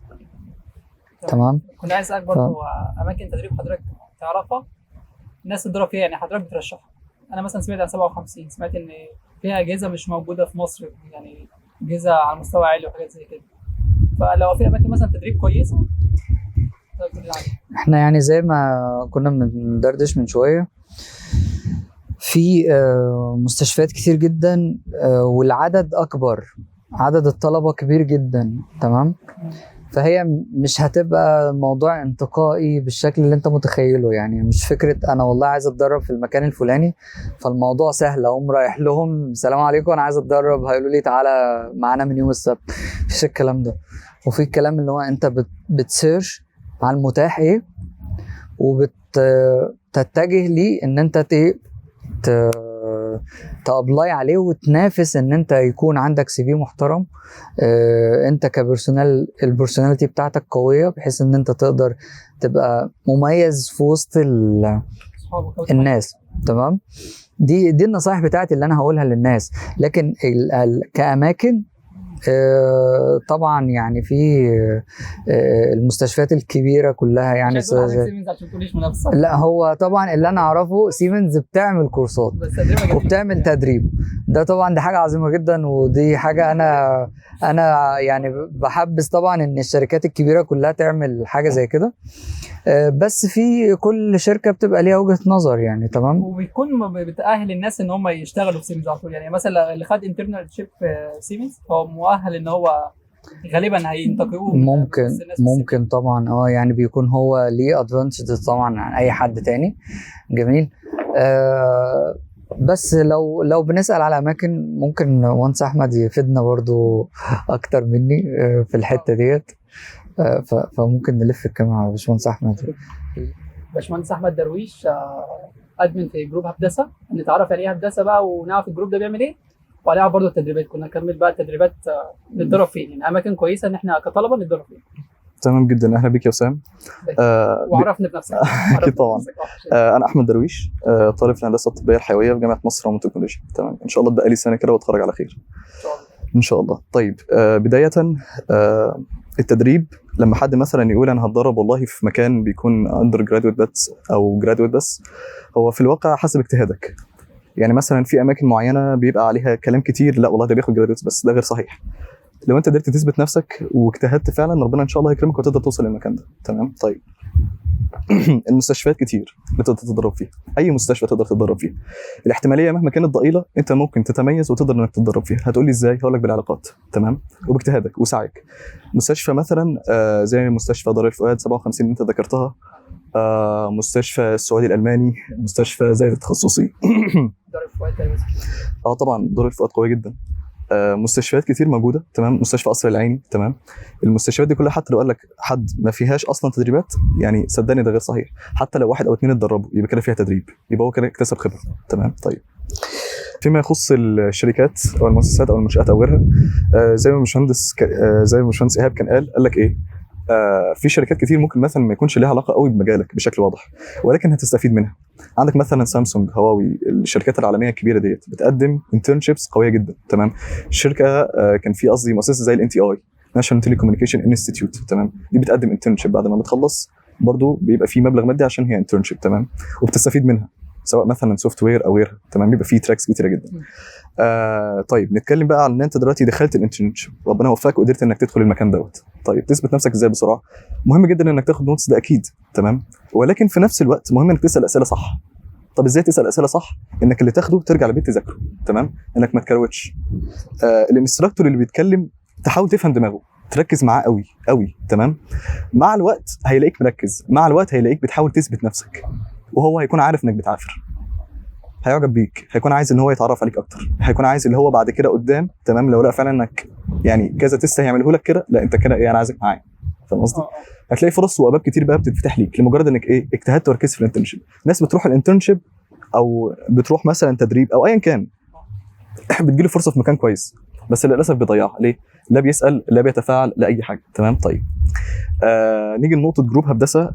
الفكره الاساسيه برضو زي ما باشمهندس كان قال، احنا في الاول وفي الاخر عايزين نعمل كوميونتي كلنا نتعلم فيه من بعض، تمام.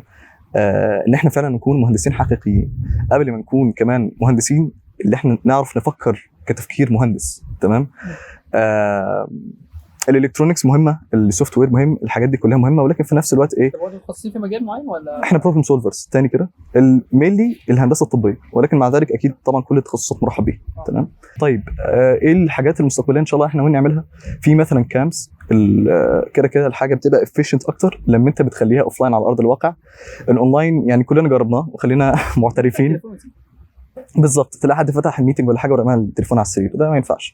في بقى فكره الكامب برضو باشمهندس ايهاب هنبقى نظبطها ونرتبها مع بعض، اللي احنا نخلي الموضوع حسب طبعا الناس اللي تقدر تشارك معانا اللي هتكون متواجده وكده، وان شاء الله هتستفيد على المستوى العملي او على المستوى الشخصي.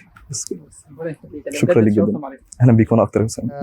بعد كده انا لقيت عندك مثلا انترنشيبس وحاجات كويسه، بس ليها علاقه بالفيلد ولا ملهاش علاقه بالفيلد؟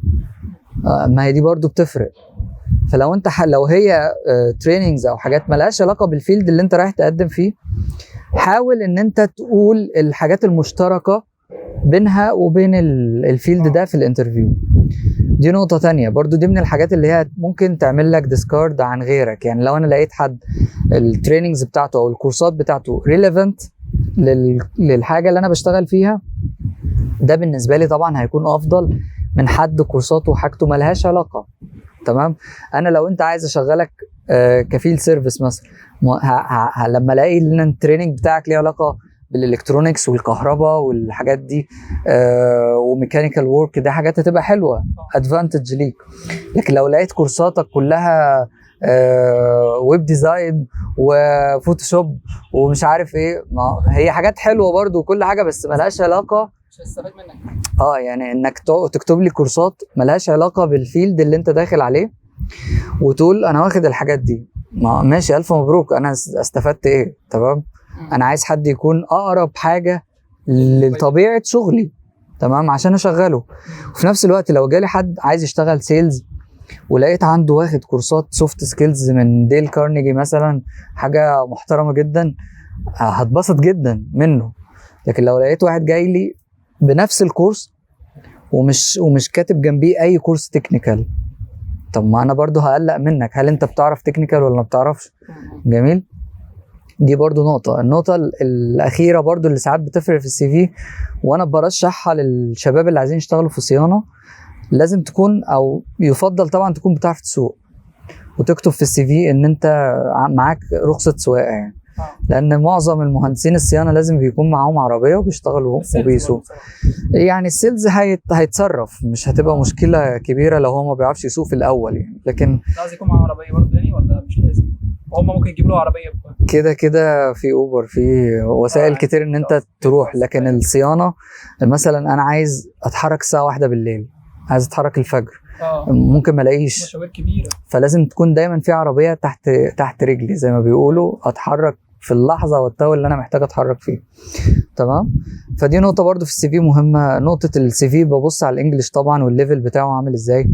لو عندك اكتر من لغه دي حاجه عظيمه جدا. في الشركات المالتي ناشونال بيحبوها قوي ان انت بتفهم اكتر من لغه، لان انت مثلا مديرك بيكون راجل ايطالي، راجل فرنسي، راجل هولندي، راجل امريكي، فان يبقى عندك اكتر من لغه دي حاجه حلوه جدا في السي في برضو يعني. ده اوفرول يعني. وحاول تخلي السي في بتاعك متناسق، يعني ما تبقاش ضايع في يعني ما تبقاش شاطر قوي تكنيكال وضايع في الدراسه، ما تبقاش شاطر قوي في السوفت سكيلز وضايع تكنيكال. هو التقدير بيفرق قوي ولا مش؟ حاول تكون متوازن، يعني ما تبقاش مثلا ايه مقبول بالعافيه، يعني اللي هو لا، يعني حاول تكون يعني على الاقل جيد، يعني من جيد مثلا يعني ما تبقاش برضو اللي هو ضايع يعني. لا ان شاء الله. تمام. او في نقطه برضو، انا لما بلاقي واحد جيد جدا او امتياز جميل، انا ببتدي برضو افكر هل انت طبعا كنت واحد مجتهد جدا في الكليه عشان تجيب التقدير العالي ده، هل انت اكاديمي ولا تكنيكال اكتر؟ يعني انت هتقدر تفيدني ولا هتبقى دماغك كلها رايحه؟ يعني ما تجيبش امتيازات كتير بقى. لا مش ما تجيبش، هات امتيازات بس وازن بينها وبين شغلك التكنيكال ومعارف وتنميه مهاراتك السوفت سكيل. مش انطوائي وبجيب امتيازات. بالظبط كده، تكون دايما انسان متوازن. السي في بتاعك يكون فيه من كل حته حاجه قويه، يكون سي في قوي. لكن عارفين السي في ده يا جماعه زي البدله، تمام، ينفع تلبس بدله من غير قميص او من غير جرافطه ومن غير الحزام؟ لا، ما انت لازم تلبس البدله كامله. مش مشكله تكون كلها براند، بس يكون لازم تكون كامله، ولازم تكون متناسقه، ولازم تكون على مقاسك. تمام، ما تحطش سي في يبان ان هو اكبر من انجازاتك او اكبر من حقيقتك. ما تافورش قوي في السي في بحيث ان انت تكون فيك. وفي نفس الوقت ما underestimate yourself، يعني ما تقللش من نفسك بحيث ان انت كانك لابس بدله كمها قصير او ضيقه عليك، مش هتبقى حاجه حلوه يعني. فحاول تكون البدله على مقاسك. ده بالنسبه للسي في يعني. طب اخر حاجه ان شاء الله كده، السفر بقى، يعني الناس اللي عايزه تسافر كده، عايزه تارجت تسافر، ايه تارجت السفر؟ طبعا انتوا يعني اوفرول، يعني الدنيا اصلا العالم دلوقتي فيه مشاكل كتير وحروب ومشاكل اقتصاديه، والسفر مش سهل زي زمان يعني. تمام، ولكنه موجود ومتاح جميل. بس ستيل السفر بيبقى ليه كذا طريقه. يا اما انت بتهاجر، تمام، بتقدم على هجره، خلاص نقلت حياتك كلها. يا اما انت بتروح عقد عمل في احد البلاد سواء عربيه او اجنبيه. يا اما انت مثلا بتسافر بس وانت بيزد هنا في مصر. يعني انا مثلا شغال في مالتي ناشونال، فانا ساعات بسافر، ساعات ممكن اروح اسبورت في دوله تانية، ساعات اروح اسافر اخد كورس وارجع. تمام، فانت السفر بالنسبه لك انهي واحد فيهم؟ دي نقطه. انت عايز تسافر تشتغل بره، انا نصيحتي للناس اللي عايزين يعملوا كده، ابتدي من التعليم. يعني ابتدي بتعليم بره، يسافر ويتعلم. تسافر تتعلم بره. لو انت في الكليه، لو انت في سنه، لو حتى جوه الكليه لسه قدمت خلاص وبقيت في الكليه وفي هندسه طبيه، شوف لو ينفع تحول لكليه بره مصر في نفس المجال وتعمل معادله وتكمل. طب خلصت طبيه، حاول تسافر وتعمل ماستر او دبلومه او وات ايفر، وتعمل وتشتغل بالتعليم بتاعهم مش بالتعليم بتاعنا. دي اسهل، او دي اللي انا شفت ناس عملتها، ودي كانت اسهل حاجه نجاح ليها. او في ناس بتنتظر ان هي تاخد الخبره بتاعتها هنا في مصر. بس طبعا لما تكون واخد خبره في شركه مالتي ناشونال او شركه كبيره، غير لما بتكون خبرتك في شركه لوكال وعايز تسافر على شركه كبيره، الموضوع بيبقى صعب. في الاغلب اللي بيبقى مثلا خبرته في لوكال مثلا في مصر، يعني انا مش بقول ان ده قاعده، بس في الاغلب بيسافر على شركه لوكال برضو في البلد التانية. تمام، في سهوله ان الشركات، انت مثلا تكون شغال في شركه فيليبس هنا او في سيمنز هنا وتسافر على فيليبس بره او سيمنز بره. طبعا ده بيبقى برضو ليها ادفانتج. في اي شركه بيبقى عندها internal job search او internal job site، يعني احنا كل شركه ليها موقع internal محدش بيشوفه بره، انت ممكن تسيرش فيه على البوزيشنز بتاعت الشركات اللي زيك بره، فيليبس بره او سيمنز بره او جي بره. فبيبقى ليك انت ادفانتج لان انت اوريدي ابن الشركه وعندك الخبره بتاعت الشركه، فطبيعي بيبقى ليك ادفانتج. المشاكل ممكن توقف في الموضوع ده، مشاكل كلها لوجيستكس. موضوع ان الشركه هنا مش سايباك تسافر، مش عايزين يستغنوا عنك، مش عارف ايه، انت عندك مشكله في السفر لان معكش فلوس. تمام، وهكذا. قبل كل اللي انا بتكلم فيه ده، اللغه. يعني انت ممكن مثلا عايز تروح تشتغل، انا مثلا في فيليبس وعايز اشتغل في فيليبس هولندا، مع ان انا ممكن ابقى انسب حد للشغل هناك، بس ما اتقبلش لان انا لازم اتعلم هولندي. لازم اكون فلوينت في الداتش. تمام، ليه؟ لان انا هروح اتعامل مع عملاء هولنديين مثلا، فلو ما بعرفش اتكلم هولندي ما تفكرش في الموضوع. هم حتى بيتكلموا انجليزي كويس، بس هم مش عايزين يتكلموا معاك انجليزي، هم عايزين يتكلموا معاك لغتهم الام. انت رايح مثلا السعوديه، مش هيبقى عندك مشكله، انت بتتكلم عربي. لكن هتروح امريكا وانت بتتكلمش انجليزي، هتروح انجلترا وانت مش فلوينت في الانجليش. فالانجليش ده رقم واحد، هو لانه لغه عالميه. اللغه الثانيه بقى لو انت سبيسيفيك، يعني عايز تروح دوله بعينها، الشباب اللي هم بيتعلموا سوفت وير دلوقتي وعايزين يسافروا المانيا، ما هو بيتعلموا الماني، هم قاعدين هنا في مصر بيتعلموا الماني وبيسافروا. هي اصلا اللغات بتتبني على الاقتصاد، يعني اللغه اللي اقتصادها قوي، الدوله اقتصادها قوي. خلاص لغتها بتبقى اهم حاجه. فدي المهمه جدا اللغه. اصلا قدرتك انت تقبل ثقافات الناس التانية، هل هتتقبل ثقافات الناس التانية، هل عندك مشكله في الغربه، القصص دي كلها. هي الموضوع متاح، وانت بس بتسعى فيه وتتعب فيه شويه، لان هو متعب برضو، مفيش حاجه بالسهل. وفلوس، تحتاج فلوس طبعا. عشان ايه؟ اي سفر بيحتاج منك برضو ان انت في الاول، او انت بقى حد فيش منك اتنين فمطلوب بالاسم، فهو هي الشركة اللي طالباك بتتكفل بقى بتكاليف سفرك، ده حوار تاني يعني. فبس فرحان قوي قوي قوي قوي بمعامله حضرتك بجد والله. الله معلوماتك يكرمك، جميله جدا بجد. الله يكرمك، الله سعيدني يعني يكرمك. معرفتك انا اسعد والله. والناس تعجبها الفيديوهات وكده. ان شاء الله باذن الله تعجبها باذن الله. والله يا باشمهندس. ان شاء الله يبقى لينا لقاءات تاني.